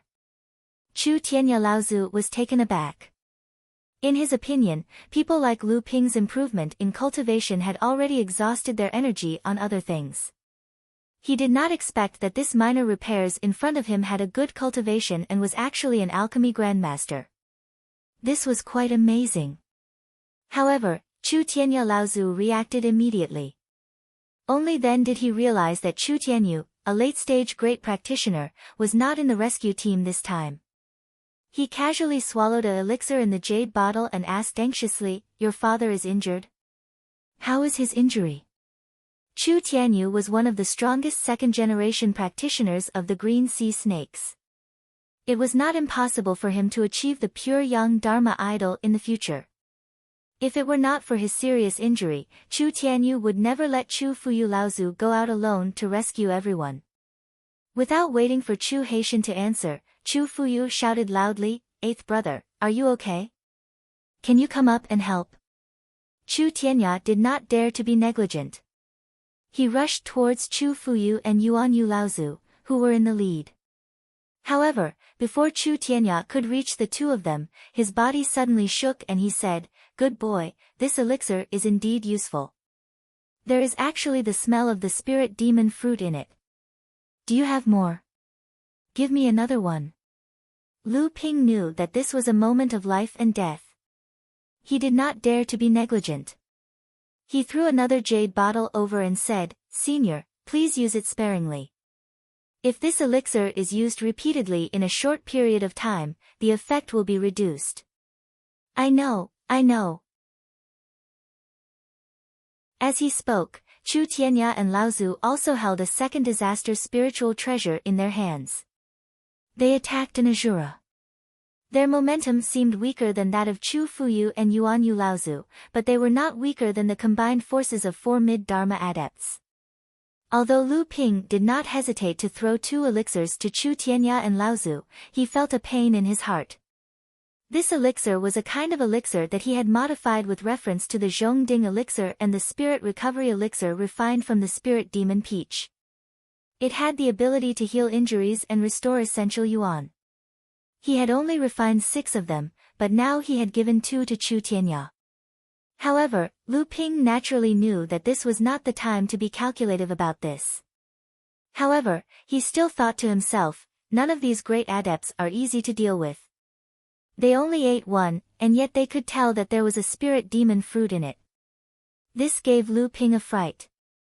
However, it seemed that the spirit demon fruit only surprised this great adept for a moment, and he did not take it too seriously. Everyone retreated as they fought. At this time, not only were the 4 Azuras working together to kill them, but a few Jade Shuras and a Jade Demon were also catching up.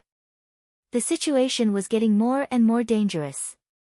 At this time, several great adepts and mid-stage adepts were using all their strength to resist the 4 Azuras. The Jade Shuras could only rely on Lu Ping and the other 4 early Dharma adepts to resist.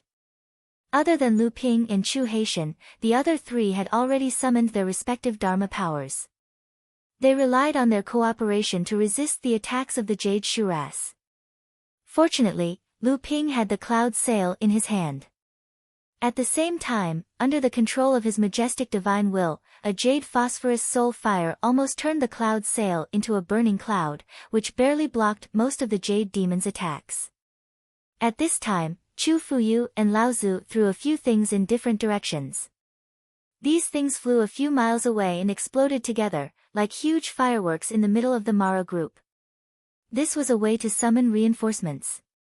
At the same time, it was also a signal to receive the foreign adepts who had broken through the siege. Chu Fuyu Laozu asked loudly, "How many people do you have this time?" Chu Tianya Laozu said, 5 people. 2 from the Crystal Palace, 1 from me, 1 from the Fire Phoenix and 1 from the Kuan. We were supposed to attack together, but who would have thought that we would encounter the Sky Demon the moment we arrived? I don't know if the other 3 are dead or alive. Chu Fuyu Laozu said angrily, "Get to the point." Lu Ping's divine will moved. He had already sensed 2 strong auras rushing over from the Mara group. Judging by their speed, they could not be reinforcements. They could only be 2 Asuras. His heart suddenly sank. The 3 grand practitioners had probably already discovered them. Chu Fuyu Laozu did not ask before, but asked now. Obviously, he wanted to share the news with everyone. If things went wrong, as long as one of them could escape, they could bring the news back to the Phantom Island. In 7 days, the overseas practitioners will attack the humans and demons. The Crystal Palace and our clan will each have a pure Yang Laozu to hold the line. There will be 15 grand practitioners and nearly 100 Dharma adepts.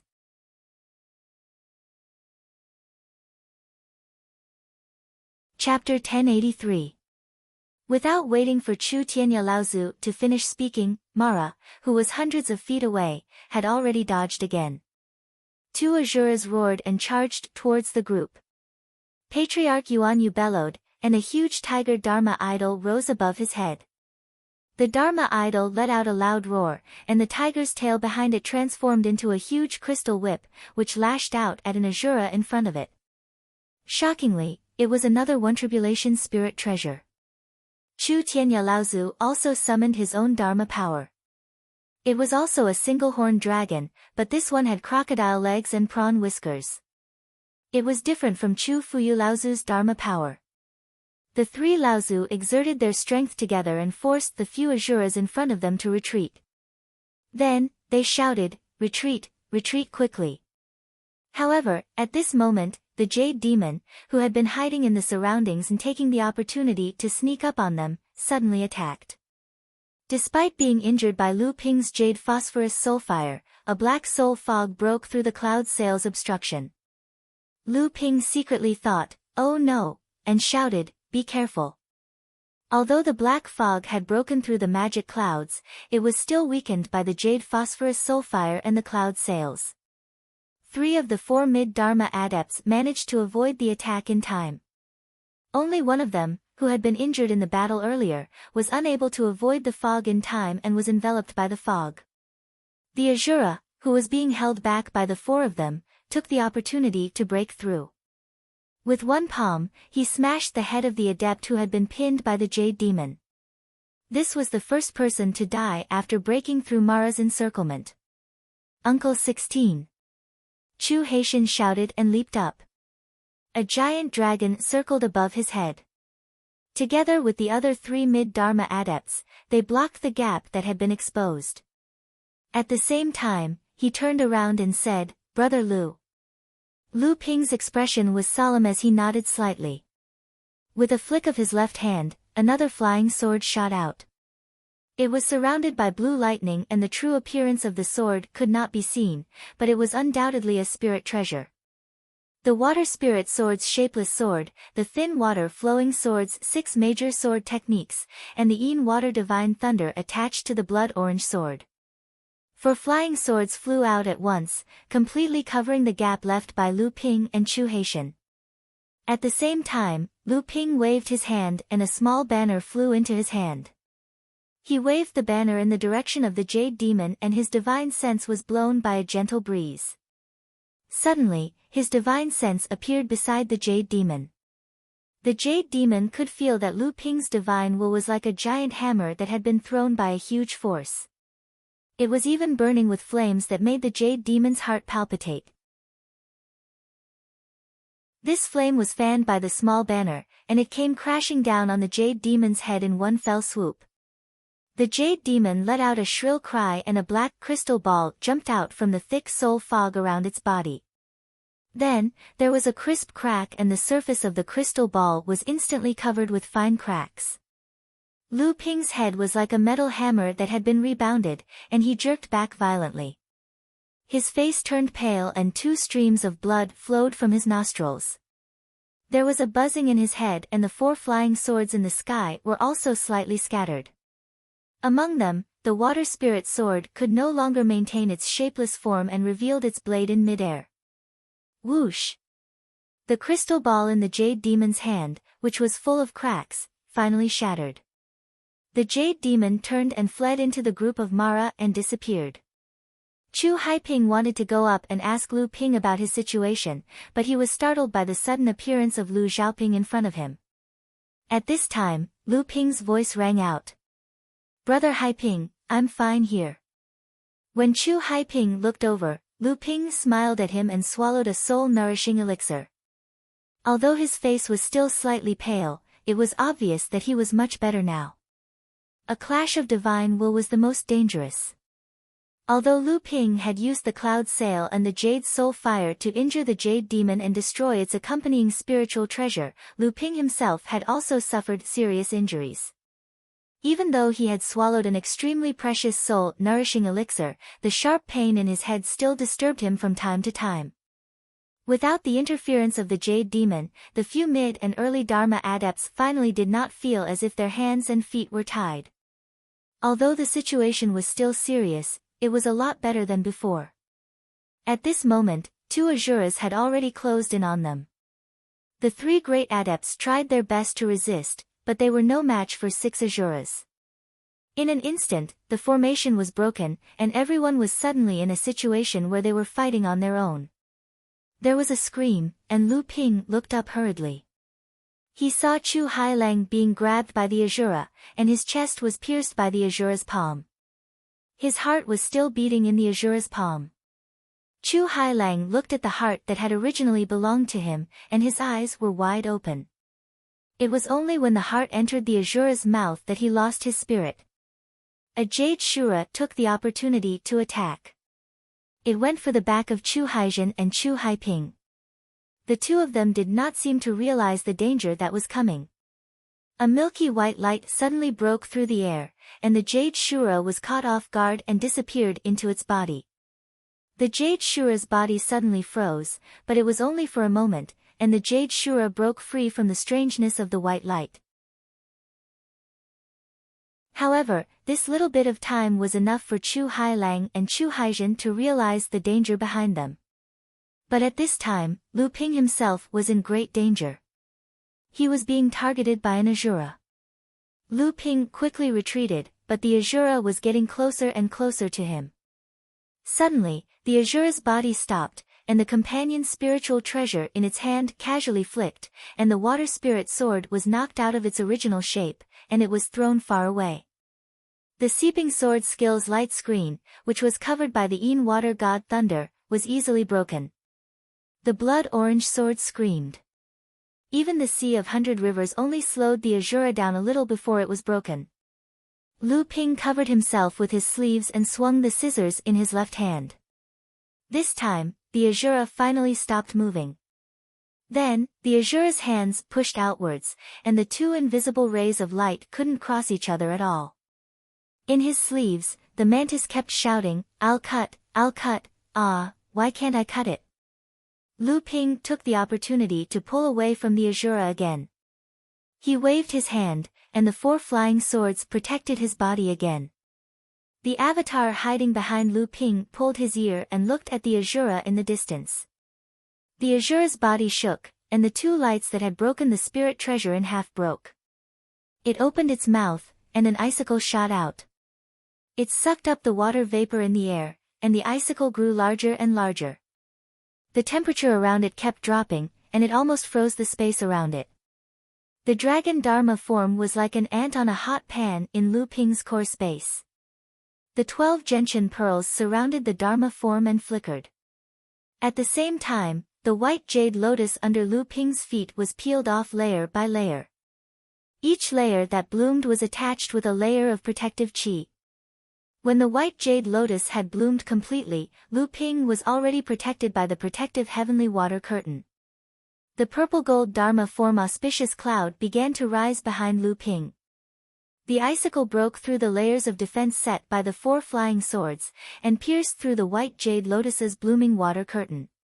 In the end, it broke through the Dharma form auspicious cloud's giant claw and pressed down on Lu Ping's chest. 12 5-colored rays of light were faintly discernible in the Dharma form auspicious cloud behind Lu Ping. The icicle that was pressed down by the giant claw suddenly exploded. A flush flashed across Lu Ping's face. In the end, he couldn't hold back and spat out a mouthful of blood on the white jade lotus in front of him. Countless formation patterns and runes flickered on the lotus petals, imprinting a layer of dense pink, which was obviously more enchanting. The Azura obviously didn't expect Lu Ping to be able to persist in front of it for so long. With a strange roar, it was about to pounce on him again. At this time, Lu Ping couldn't care about his Dharma form anymore. In the auspicious cloud behind him, the 12 five-colored rays of light echoed with the lotus formation pattern under his feet, and it was about to burst out. Right at this time, 2 long howls were heard, and 2 ferocious auras descended, immediately attracting the Azura's attention. A fiery red ray of light crashed in, and in the blink of an eye, the Azura that was chasing Lu Ping was engaged in a battle with the Azura. Among the earth-shaking roars, the surrounding void suddenly turned into a world of ice and fire. Lu Ping let out a long sigh of relief, and he felt as if he had just escaped from death.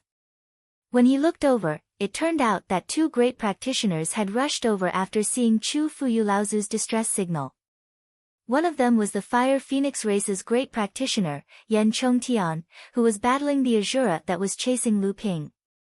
The other human practitioner held a sharp sword in his hand, and every slash of his sword had the power to tear through the void. It was the great practitioner of Skyrend. Following closely behind these 2 great practitioners, another 7 or 8 Dharma adepts charged in, immediately alleviating the danger that Lu Ping and the others were in. However, without waiting for Lu Ping to catch his breath, a soul-piercing roar once again silenced the entire battlefield. Many Mara dodged, and the sky was filled with black clouds, covering half the sky in the blink of an eye. Lu Ping pulled the cloud's sail behind him, and his whole body was wrapped tightly in the auspicious clouds. At this time, the entire battlefield finally recovered from the roar, and Chu Tianya could be heard shouting at the top of his lungs, "Heavenly Demon, the Heavenly Demon is here, retreat." The black fog rolled, and in an instant, a huge finger condensed in the middle of it, pointing towards the battlefield. Yuanyu Laozu shouted, and a white jade pagoda rose above his head, wanting to block it, but immediately after, there was a scream, and the white jade pagoda fell from his head. Yuanyu Laozu, a great late Dharma adept, held his head and rolled down from mid-air, taking a blow from the Azura that had caught up to him. He had lost half his life. "Scoundrel, how dare you!" A loud roar sounded like thunder, and boundless pure yang qi rolled over. The soul-devouring black fog in the sky began to shrink like melting snow, and the entire sky suddenly cleared up. A practitioner who seemed to have gathered all the light in the world came from the horizon, and at this moment, it was as if he was the only person left in this world. Pure Yang Laozu, there was actually a Pure Yang Laozu hidden in Phantom City.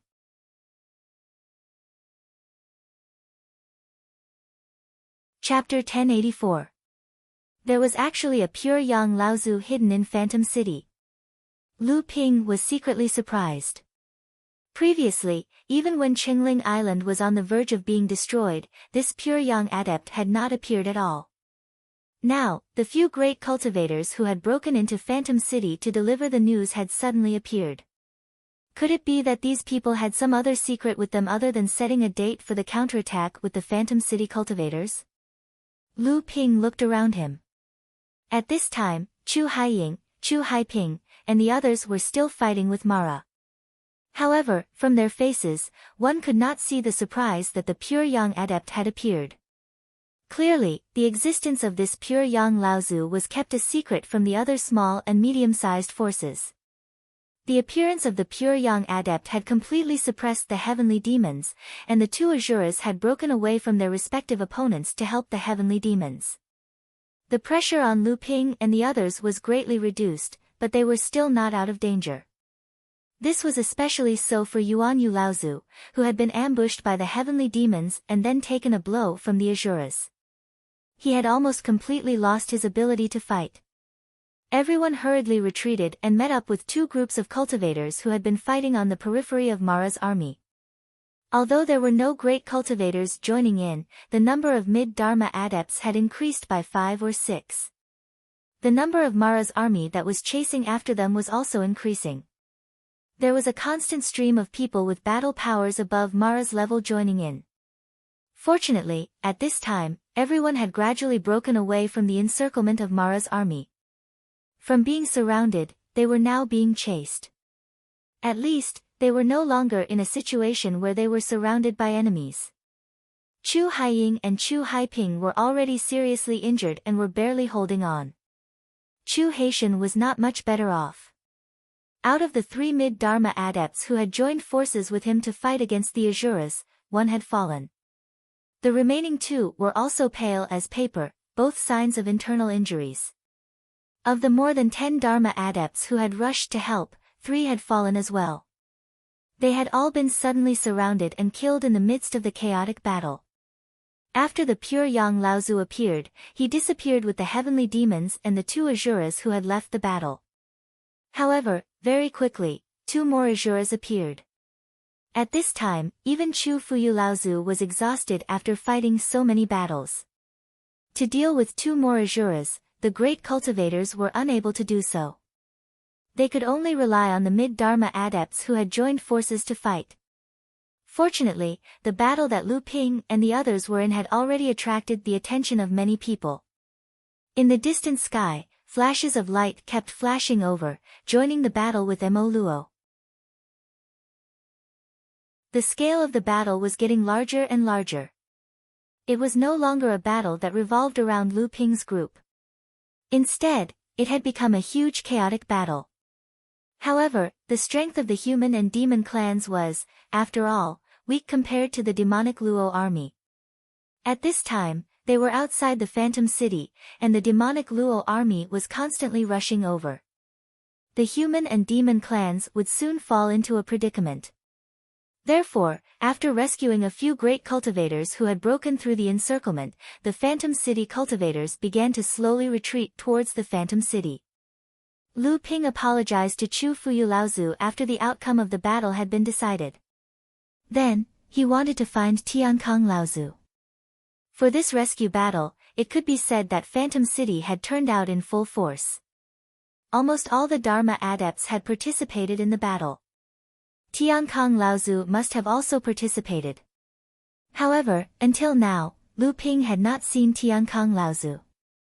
Unexpectedly, without waiting for Chu Fuyu Laozu to agree, Chu Tianya Laozu, who was at the side, had already said, "Kid, let me give you a small gift. Consider it as compensation for eating your elixir just now." Without waiting for Lu Ping to refuse, Tianya Laozu had already thrown a jade scroll over. Lu Ping had no choice but to catch it. After scanning it with his divine will, he saw 4 big words on the jade scroll: Thunderclap Sword Technique. It was a set of sword techniques that combined thunder techniques and swordsmanship. "Kid, I see that your swordsmanship is superb, and you also know how to use the water thunder technique. However, you are still far from being able to combine these 2 remarkable techniques. It is obvious that you are just trying to figure it out yourself. This set of sword techniques is a legacy that specifically combines 2 remarkable techniques. It is a pity that the old man did not manage to achieve a natural thunder attribute remarkable technique back then. This legacy is good for you." Lu Ping had originally wanted to refuse, but when he saw this set of legacy, he hesitated. Just as Tianya Laozu had said, Lu Ping's exploration of the combination of the 2 was still far from perfect. With this set of remarkable techniques as a reference, at least Lu Ping would be able to face Mara's army with more ease. After thanking Chu Tianya, Chu Fuyu Laozu ordered Chu Haitian and Lu Ping to look for Tiankang Laozu together. Lu Ping's heart moved. After thanking Chu Fuyu Laozu, he was about to leave with Chu Haitian when a sound transmission sword suddenly arrived. Lu Ping stretched out his hand to take a look and immediately frowned. Seeing this, Chu Haitian asked, "Brother Lu, is there news about Senior Tiankang of your sect?"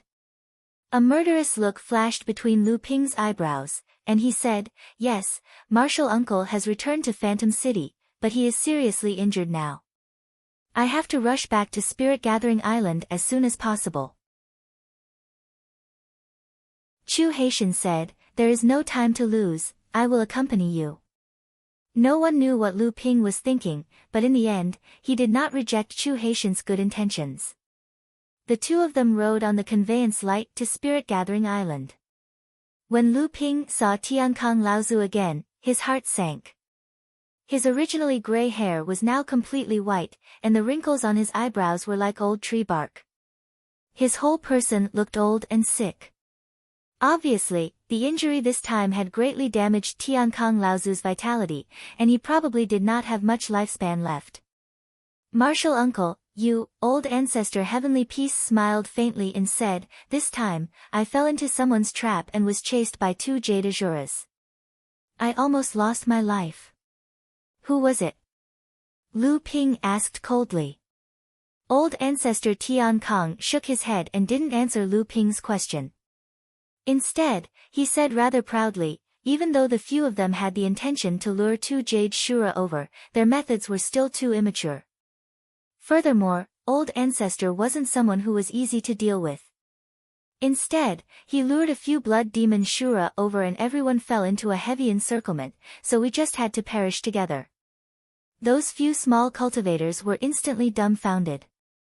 In the end, two of them died while I relied on the mountain-splitting axe to kill my way out, ha. Tiankang Laozu laughed, but suddenly, his face changed. His laughter suddenly turned into a violent cough, and then he coughed up blood. Lu Ping did not say anything, and he put a healing pill into his mouth, but Tiankang Laozu stopped him and said, don't waste it. I know it was not easy to make this pill, and it is not even as good as Brother Tianlu's Bell Cauldron pill. But this is an old sore relapse, and it is something that can kill me. It is not something that can be cured by a healing pill. Lu Ping took out a purple gold longevity pill, and said, Martial uncle, if that is the case, then this longevity pill can be used. Tiankang Laozu still shook his head, and he said, I have already told you, any longevity pill used on the old man is a waste. The old man is very clear about his own injuries. The old man should have died more than 100 years ago, but he has been holding on for more than 100 years. He can die with no regrets. Lu Ping knew that Tiankang Laozu wanted to die a long time ago, but because of the sex friendship, he was able to hold on until now. Previously, Zhenling had plotted several times, and Tiankang Laozu always played the role of a pawn, always charging at the front. There were several battles in the Phantom City, and he was willing to be injured to protect Lu Ping. When Lu Ping and Chu Haitian came out of Tiankang Laozu's secret room, Chu Haitian asked in a low voice, Brother Lu, what do you think about the cultivator who attacked Senior Tiankang? Lu Ping's expression was cold, and he said in a cold voice, our sex foundation is not deep, so it is most likely because of jealousy. Moreover, I am afraid that this matter will fall on me. I am afraid that I have been in the limelight for too long, and I am afraid that I am an eyesore. Of course, it is also possible that our sect has unintentionally offended someone. Chu Haishao pondered deeply for a moment and seemed to be considering something, and then he tactfully said, Senior Tiankang has always kept his mouth shut about the cultivator that assaulted and killed him. I think Senior has surely noticed something, but the power behind the assailant is too great, so you can only swallow your anger and humiliation. Lu Ping nodded, but he did not say anything. How could he not have thought of this? Seeing this, Chu Haitian said again, Brother Lu, if your sect has any difficulties, don't forget about us, the Green Sea Snakes. Not to mention the fact that the Heavenly Feather Tribe's uncle's cultivation would have been destroyed if Brother Lu had not intervened. Even with our current relationship, there is no reason for us to stand by and do nothing. In the battle to receive the cultivators outside the city, there were 5 great adepts who charged in from outside the city. Among them, there were 2 from the Crystal Palace, and 1 each from the Green Sea Snakes, Kuan Fish, and Fire Phoenix tribes. In the end, all 4 great adepts were seriously injured. Chu Tianya's injuries were considered light, and as for Yan Jiuyang Laozu from the Fire Phoenix tribe, he had completely disappeared. There was an 80% chance that he had died without even a trace. However, in order to receive the 5 of them, almost all the Dharma adepts in Phantom City had come out. After a huge battle, another 20 to 30 Dharma adepts had completely fallen. According to what Lu Ping knew, Shirling Island was guarded by one of the top 10 medium-sized sections. Originally, there were more than 20 Dharma adepts, but now there were only 12 or 13 left. The 5 islands of Phantom City had been surrounded for almost a year, and almost half of them had fallen. Yuanling Island was not much better, especially when the heavenly demons had led Mara's army to attack Yuanling Island. 15 years ago, there were close to 30 Dharma adepts. Now, the number of Dharma adepts left was about the same as that of Shirling Island. On average, each sect did not even have enough Dharma adepts. If Shirling Island and Yuanling Island were like this, then Jade's Spirit Island, which was guarded by the 12 foreign demon tribes, was not much better. Phantom Island and Chengling Island were originally the strongest. Although Phantom Island was guarded by several great adepts from the 9 main sects, Phantom City was also the main direction of attack for Mara's army. Chengling Island had almost fallen after Poison Shura opened up a gap, and the casualties were even worse. After sending off Chu Haitian, 3 days later, Lu Ping once again came to the VIP room in the tea house in Phantom City. The middle Dharma adept from the Northern Alliance was already waiting there. Elder Lin, you're early. Have you thought about the matter? Lu Ping asked without beating around the bush. The middle-aged adept was no longer as confused as he had been the last time they met. Instead, he smiled and said, I do have a portion of the Spirit Stone mine from the Northern Alliance, but Lu Daoyou's healing elixir is only worth a few top-grade Spirit Stones. Don't you think your appetite is too big?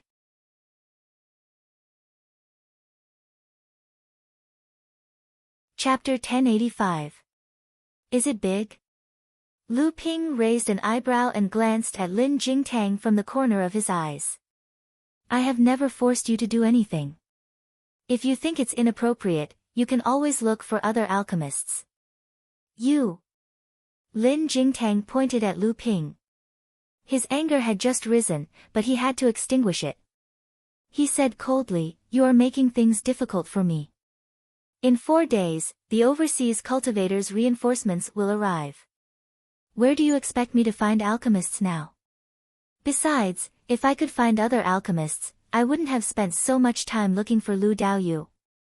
Lu Ping smiled faintly and said, rather than being held hostage by others and having all your possessions become spoils of war for your enemies, why don't you let me take advantage of you now? That way, those people who want to make things difficult for you will be happy for nothing. Don't you agree, senior? Lin Jingtang sneered. You sure have your wishful thinking. How can you be so sure that I won't be able to escape? After I give them to you, if I manage to escape, wouldn't this little bit of wealth go to you for nothing? Oh, since you are so confident, senior, then there is no need for me to refine this pill. Senior, do as you please. Lin Jingtang was exasperated. Lu Ping said seriously, what do you think are the chances of you escaping? Even if you manage to escape, what are the chances of the Northern Alliance surviving this disaster?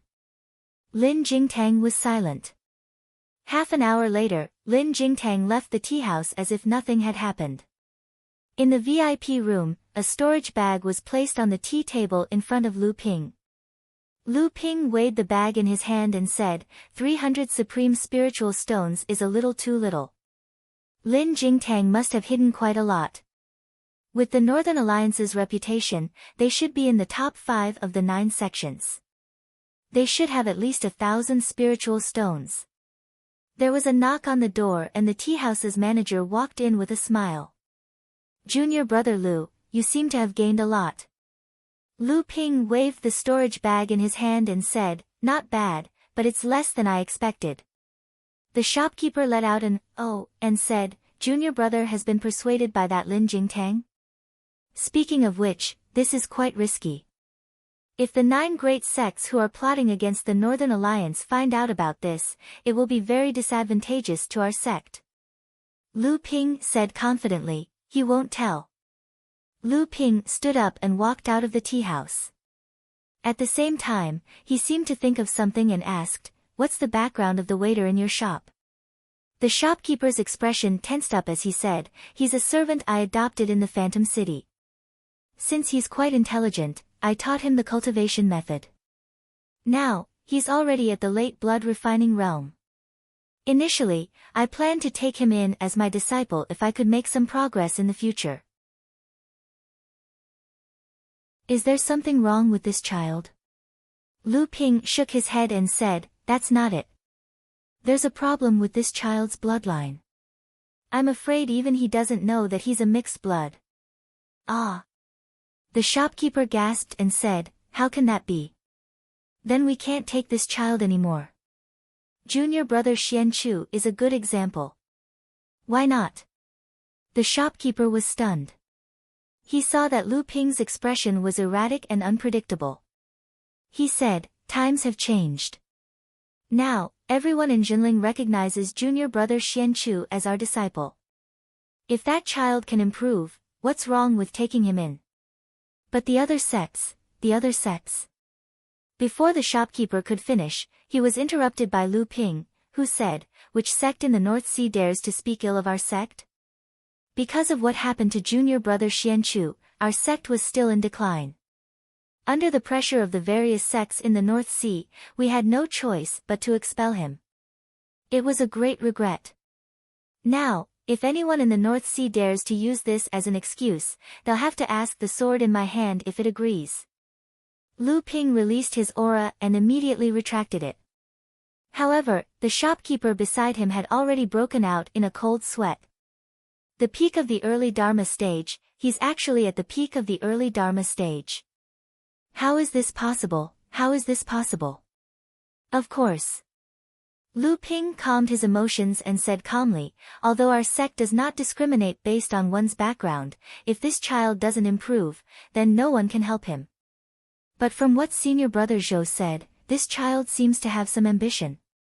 Shopkeeper Zhou nodded and said, "That's right. But since this child is of mixed human and demon blood, if he continues to work as a waiter in this small shop, he will inevitably be discovered by others. When that time comes, it will be troublesome." Lu Ping waved his hand and said, "It's fine. He should be of mixed human and demon blood. His father or mother should be the first generation of mixed human and demon blood. But the demon blood in this child's body is very special. It's actually the blood of the Wood Phoenix. If I hadn't been fortunate enough to meet the people of the Wood Phoenix clan, I'm afraid I would have also misjudged him." Shopkeeper Zhou was a little confused. The Wood Phoenix clan? Didn't they go extinct a long time ago? Lu Ping looked at Shopkeeper Zhou and said, "The special talent of the Wood Phoenix clan is the main reason why they are on the verge of extinction, but at the same time, it is also the main reason why they will not go extinct." Shopkeeper Zhou didn't quite understand, but Lu Ping had already continued, "For human cultivators with the wood attribute Wood Phoenix bloodline, at the very least, they will have the talent to become a ling plant farmer and take care of the spiritual herbs and materials in the sect's treasures. This child originally has the pure blood of the demon race's Wood Phoenix bloodline. When he enters the blood condensation realm, among the 7 human bloodlines in his body, whether or not he has the wood attribute Wood Phoenix bloodline, his bloodline will undoubtedly be the Wood Phoenix bloodline. If he has both, then his talent will be extraordinary. In the future, if he is properly nurtured, not only will his cultivation of wood attribute spells be twice the result with half the effort, he will even have the ambition to become an alchemist." Shopkeeper Zhou was shocked by Lu Ping's words. He didn't hear the rest of what Lu Ping said, but one thing he understood was that he had picked up a treasure when he took in this servant out of kindness. In the future, if he took this servant in and nurtured him well, he might even have to rely on his student's achievements as a teacher.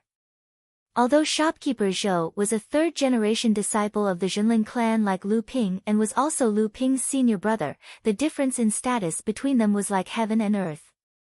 Shopkeeper Zhou didn't have the slightest disgust towards Lu Ping's orders. Instead, he repeatedly nodded in agreement. In the end, he stared blankly at the 2 storage pouches in his hands, but Lu Ping had already disappeared without a trace.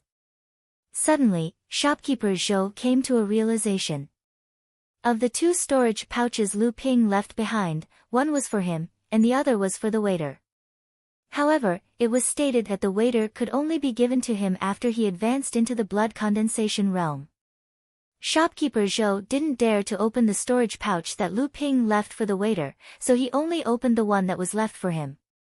Inside, there were neatly stacked high-grade spirit stones, more than 10 bottles of various kinds of spiritual pills, and 2 spirit-connected artifacts, one for offense and one for defense. Shopkeeper Zhou's hands trembled. A mid-stage core forging realm cultivator almost lost his grip on the storage pouch. After calming himself down, Shopkeeper Zhou finally recovered. He put away the 2 storage pouches and looked around. Suddenly, he was furious and shouted, Wan Xiaobei, where the hell have you been? You only know how to be absent-minded every day. Have you finished your homework for today? What? Do it again tonight?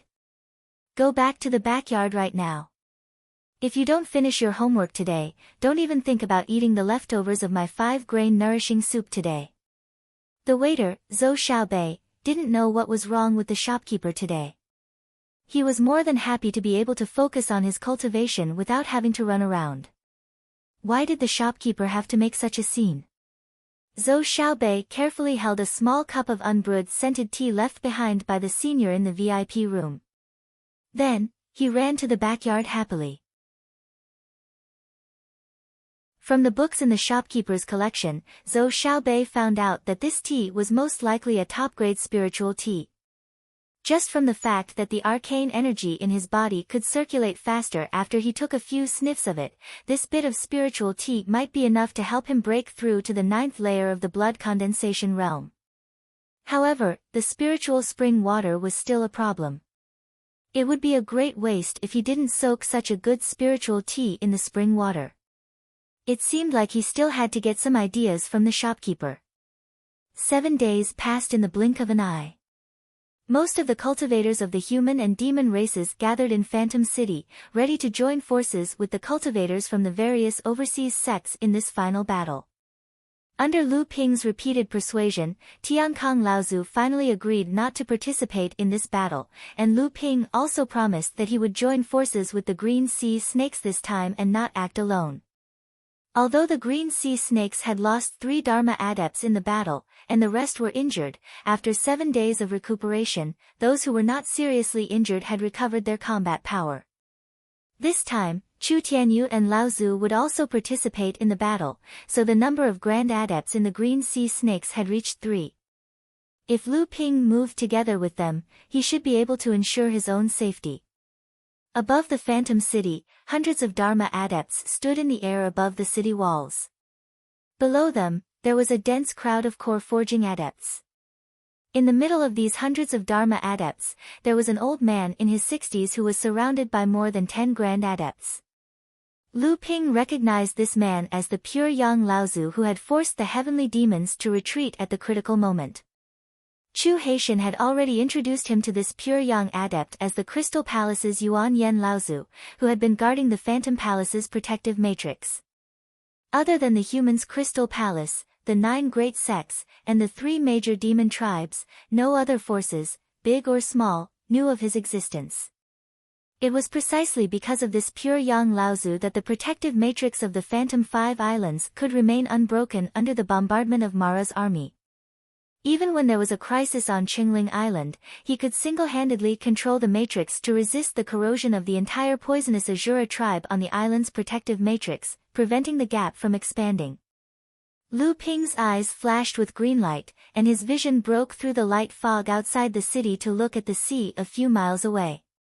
He asked Chu Haitian in a low voice, "Brother Chu, how do you think the overseas practitioners' reinforcements will attack Mara's army outside the island?" Chu Haitian laughed softly and said, "They will use the thing that your sect desires the most as a means of attack."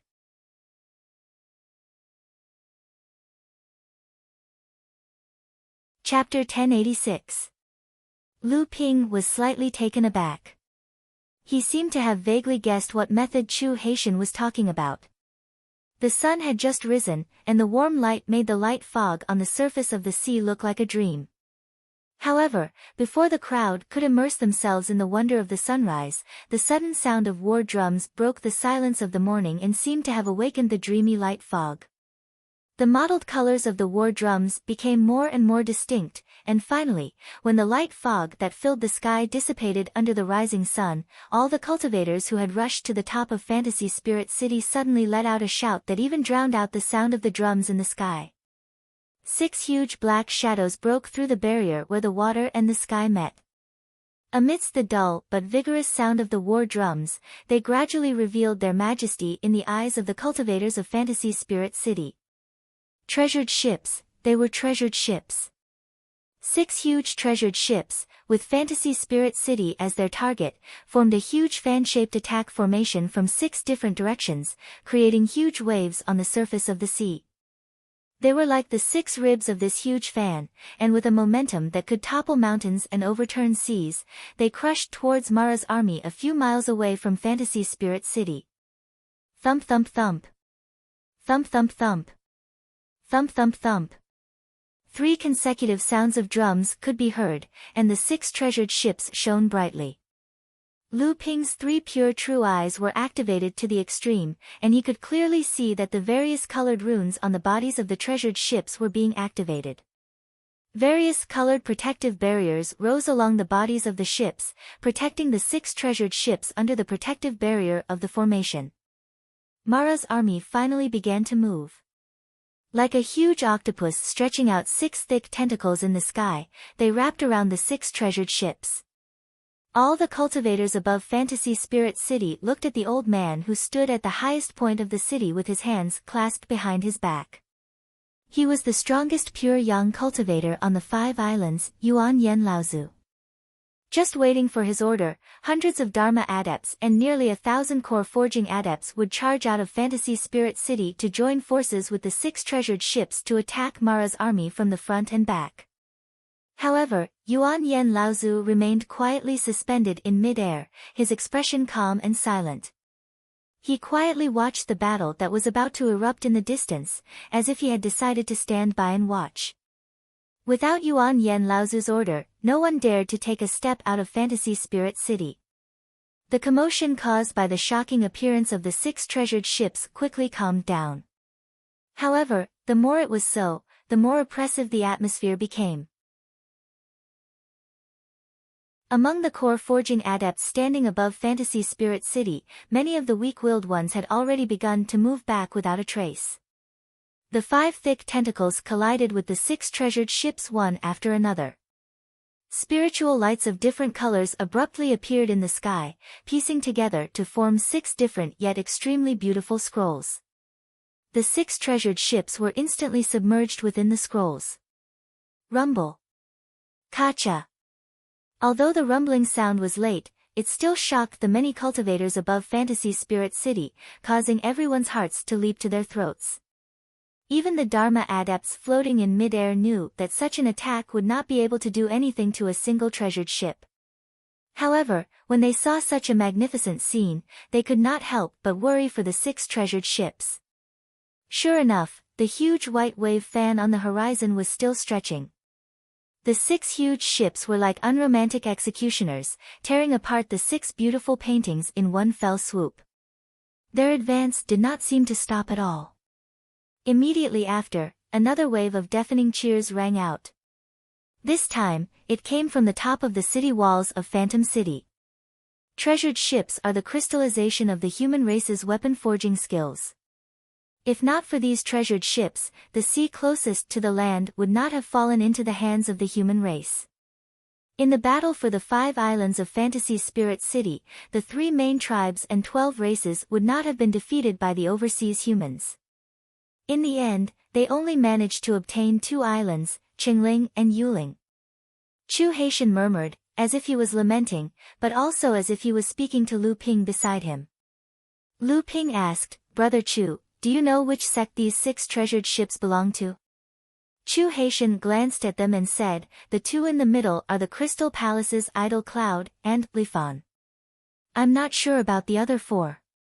Lu Ping pointed to the outermost treasured ship in the east and said, "I've seen this carefree before. It should be the Carefree sect's treasure ship. Although the two of them did not recognize the remaining 3 treasured ships, they knew that it was impossible for the North Sea and South Sea to send ships. Since the Northern Alliance was busy with their own affairs, it could only be the 3 main forces, Purple Talisman Pavilion, Skyrend, and Wind Thunder Island. As soon as he finished speaking, the treasured ship next to the Carefree sect launched the first attack. Boundless sword light peeled off from the treasured ship's shield and secretly covered the entire sky. Then, like a storm, it attacked Mara's army that was besieging the treasured ship. It was as if a huge window had been torn open in the sky. Then, it swallowed the Azuras that were besieging the treasured ship.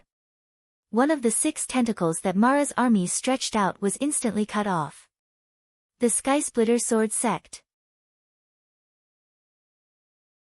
This must be the treasured ship of the Skysplitter Sword Sect, the Skysplitter. Wasn't that narrow yet extremely long treasured ship like a peerless long sword that could cut through all obstacles? As the Heaven Splitter took the lead to attack, the other 5 treasured ships also launched attacks one after another. The 6 tentacles that Mara's army stretched out to test the waters were all cut off.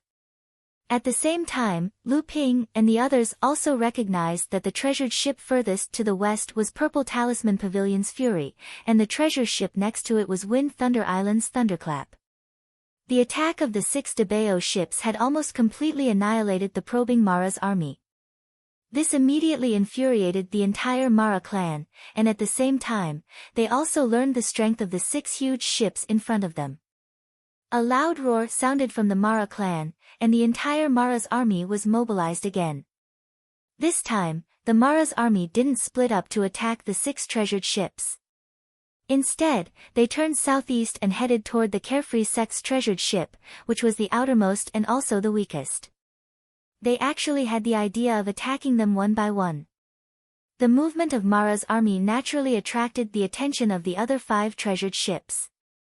The Heaven Splitter, which was the closest to the Carefree sect's treasured ship, was the first to approach it. The other 4 treasured ships drew huge arcs on the surface of the sea and began to outflank it. Although the treasured ships were moving quite quickly, they were still not as agile as Mara's army. Other than the Heaven Splitter, which managed to reach the Carefree sect's treasured ship in time, the other 4 Debao ships still needed some time to catch up. During this time, the Carefree sect and the Heaven Splitter had no choice but to face the joint attack of Mara's army. This time, the Mara's army was clearly not in the same formation as before. The first group was led by 4 or 5 Azuras, and they were followed by several Jade Mara.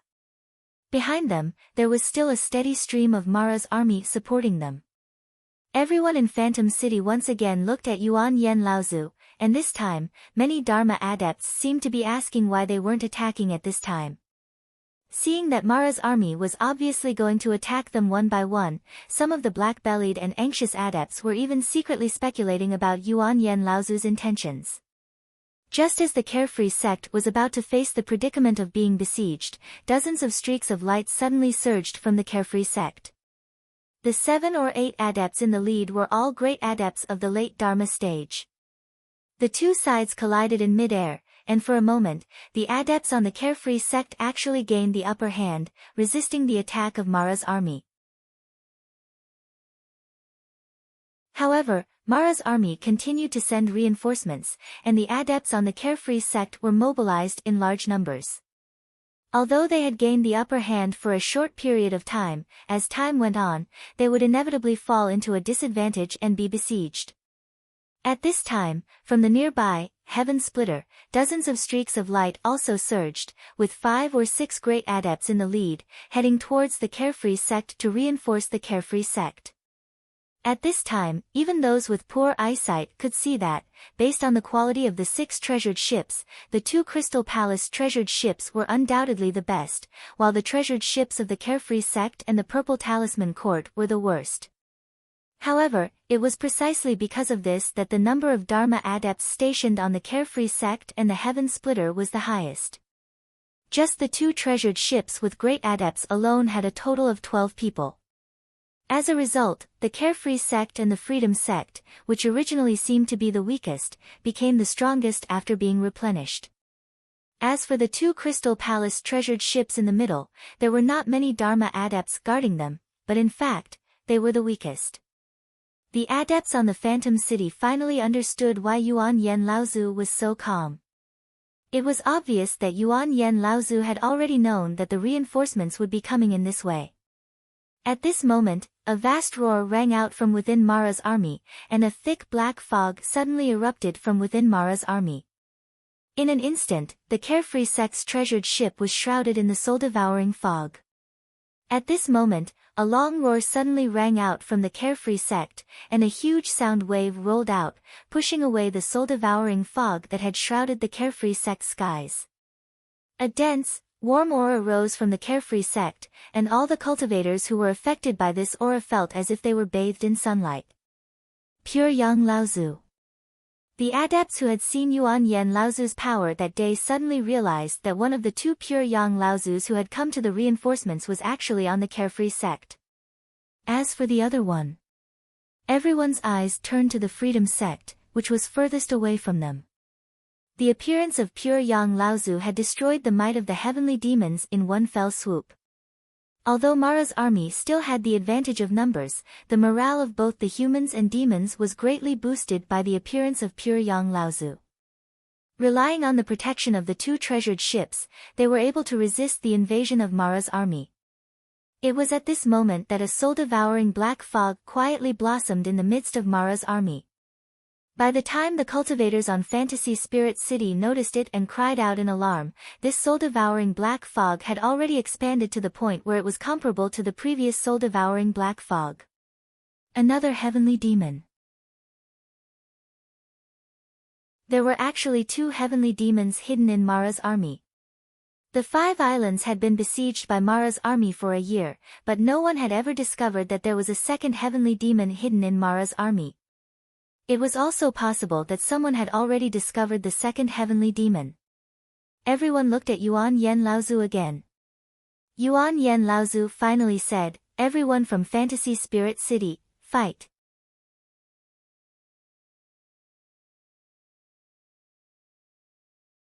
Chapter 1087. Following Yuan Yen Laozu's command, the cultivators of the 5 islands surged out of the Phantom City like a flood, charging towards the back of Mara's army. Lu Ping, Chu Haishan, Chu Haiji, Chu Haiping, and the others followed behind the Green Sea Snakes and the other great cultivators as they charged towards Mara's army. This time, however, was different. After the battle with Mara, the humans and demons no longer faced the danger of being surrounded by Mara's army. Instead, they advanced step by step. While restraining Mara's army from attacking the Unfettered with all their might, they also tried their best to stay in line with the other ships that were surrounding them from the other 4 directions. While exerting the greatest pressure on Mara's army, they also forced Mara's army to slowly move towards the outskirts of the 5 islands of Phantom City. Although it was said that they were advancing step by step, in fact, the moment the battle began, the great cultivators had already charged towards the Azuras. The remaining mid and early stage cultivators tried their best to find the hidden Blood Mara and Jade Mara within Mara's army. At the same time, they also killed a large number of ordinary Mara, so as to reduce the pressure on the core forging adepts that came later. Behind the crowd, the core forging adepts behind the Dharma adepts finally charged over.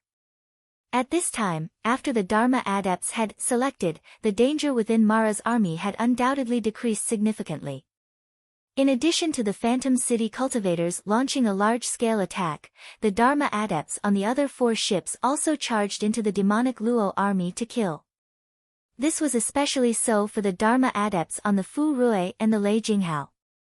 Although the Dharma adepts on the 2 ships had arrived the latest, they were the most powerful. With 10 great adepts leading the charge, the overall situation of the humans and demons took a turn for the better. Especially after the appearance of another Dharma form, Laozu, the situation became more and more favorable for the humans and demons. Mara's army seemed to have sensed something and began to slowly retreat towards the southeast. The appearance of the 3 pure yang Laozu attracted the attention of 2 heavenly demons and 8 or 9 asuras, which greatly restricted the high-end combat power of Mara's army.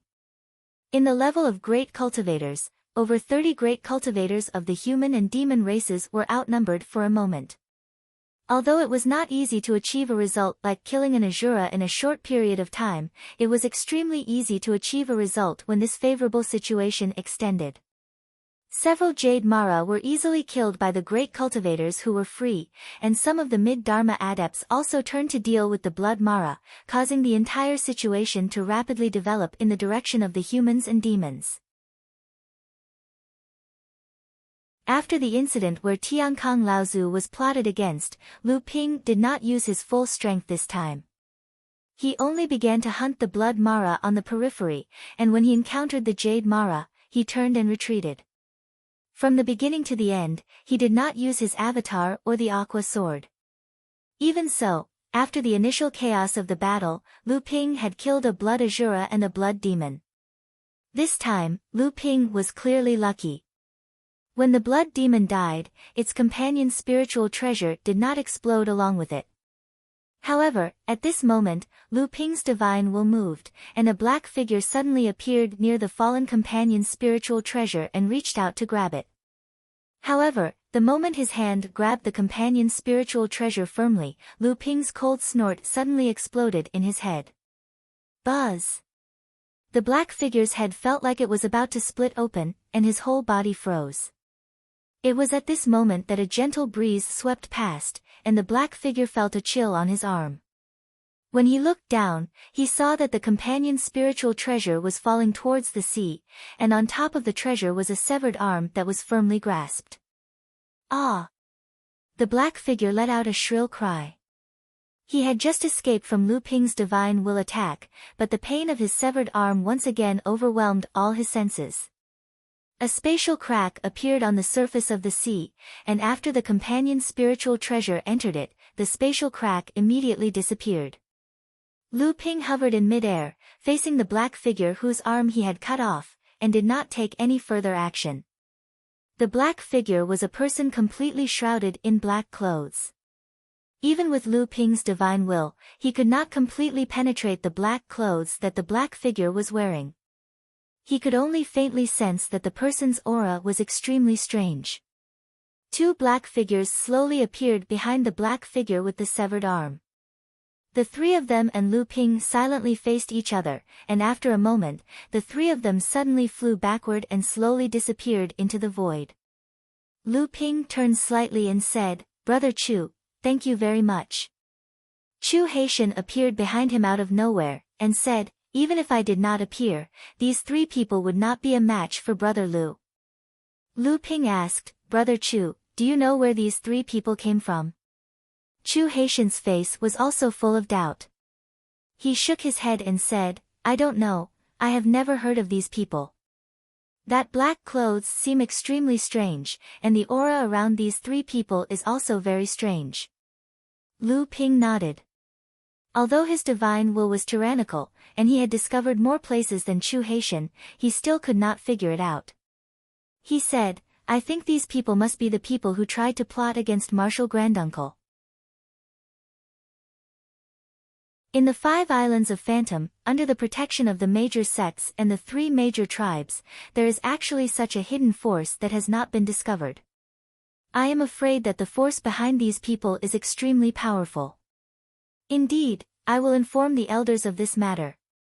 I think they will also be interested in this matter. The other 4 treasure ships had already completed the roundabout turn, completely separating Mara's army from the Phantom City behind them.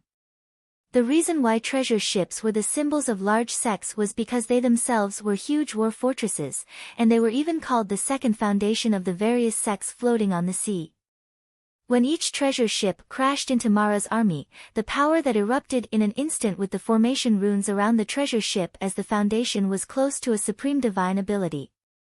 Moreover, the scope of the power was far from what a single cultivator could compare with. The entire area within a radius of 3 kilometers was the treasure ship's attack range. Therefore, after the 6 huge treasure ships changed their formation, they still formed a formation with a distance of 6 kilometers between each treasure ship and attacked Mara's army on the sea surface. Every time the treasure ship's divine ability exploded, the area that was 6 kilometers in front and 4 kilometers in the left and right was almost empty of Mara's army. Occasionally, there were Mara who were lucky enough to survive, but they were immediately wiped out by the cultivators that flew out from the treasure ships. The enormous power of the treasured ships, especially the power displayed after the formation of the 6 treasured ships, not only terrified the Devil Luo army, but also shocked the humans and demons into speechlessness by the scene in front of them. Lu Ping and Chu Haitian were working together to search for the Mara's army that had avoided the treasure ships. At this moment, a sound transmission magic sword that was specially used by Jinling suddenly found Lu Ping. Lu Ping was startled and hastily checked the content of the sword. It turned out to be a message from Taoist Master Xian Su. In this battle, Jinling had originally planned to deal with it passively. Although Lu Ping was nominally leading over 10 core forging cultivators to participate in the battle, Lu Ping had always been fighting together with Chu Haitian and the others. Under the leadership of Taoist Master Xian Su, the sect's core forging cultivators were only intercepting and killing the scattered Mara not far away from Fantasy Spirit City. Once there was danger, they would retreat into Fantasy Spirit City. However, not everyone was willing to accept the arrangement made by Lu Ping and Tiankong Laozu to protect their own sect's cultivators. At this time, on the sea nearly 100 miles away from Fantasy Spirit City, Xian Yong, Xian Feng, Xian Ling, Xian Heng, and Xian Peng had joined forces to besiege a group of Mara who had escaped from the treasure ship's killing array. The leader was a blood Azura, and there were only 7 or 8 Mara of different sizes. After escaping from the treasure ship's killing array, they were all badly injured and could no longer be considered a threat. Only this blood Azura was unharmed. What should we do? Should we kill them or not? If we don't kill them, we'll let them go. I think this blood Azura won't be stupid enough to entangle with us. Although Taoist Master Xian Peng only had 1 arm left, he had clearly recovered from the dispiritedness of losing his arm. At this time, he had successfully advanced to the 7th layer of the core forging realm. His understanding of array formations had also reached a new level. Over the past year, the cultivators who had survived the battle with Mara had all made rapid progress in their cultivation. After Xian Yong broke through to the 9th level of the core forging realm, Xian Feng followed closely behind and was now at the peak of the 8th level of the core forging realm. Xian Ling had also broken through to the 8th level of the core forging realm some time ago. Although Xian Heng's cultivation had not broken through, he was also at the peak of the 7th level of the core forging realm. The few of them had experience fighting against Blood Shura before, but that was only a tactic they used when they had no other choice. It was a strenuous fight, and the initiative was still in Blood Shura's hands. He could withdraw and retreat at any time. Now, the 5 of them obviously wanted to completely kill Blood Shura with their own strength. Xian Yong's cultivation had just broken through to the 9th level of the core forging realm, and he was full of confidence. He suddenly spat out a mouthful of smoke, almost igniting the surrounding air, and shouted, "Let's do it." Xian Feng did not speak, but the spirit-raising flying sword in his hand began to buzz. Obviously, he was very excited about this battle. Xian Ling said helplessly, "Fight, fight. Anyway, you'll be reprimanded when we go back. I'll take care of grandfather." Taoist Xian Heng smiled bitterly. At this time, it was no longer important whether he objected or not. Even if he was not willing to take the risk, he would not leave his fellow disciples alone. That's good. Taoist Xian Peng's hand changed continuously, and the formation plate of the simple killing array he had hastily set up suddenly exploded. Taoist Xian Peng shouted, "Hurry up, this killing array has been overstimulated by me. Try to finish this before the power of the killing array dissipates." The flame spear in Xian Yong's hand was already attacking the blood Azura from the front. He shouted, Don't forget that junior brother Tianping is killing the blood Azura like cutting melons and vegetables. The gap is getting bigger and bigger. If we can't even deal with the blood Azura now, then we're just a bunch of good-for-nothings. Xian Yang's words seemed to ignite a long-hidden evil fire in everyone's heart. The attacks of the 5 of them suddenly went up a level, suppressing the blood Azura trapped in the killing array in one fell swoop. In the void in the distance, Chu Haitian smiled and said to Lu Ping next to him, "Brother Lu, it seems that your existence has put too much pressure on the senior and junior brothers of your sect. You're tuning in to the Blissful Bookshelf YouTube channel. We're so grateful for your support, and don't forget to subscribe to join us on this incredible journey through captivating stories. Your generosity through donations truly makes a world of difference, as it's the primary source of revenue that allows me to expand and enhance this channel for you. Thank you from the bottom of my heart for being a part of this adventure.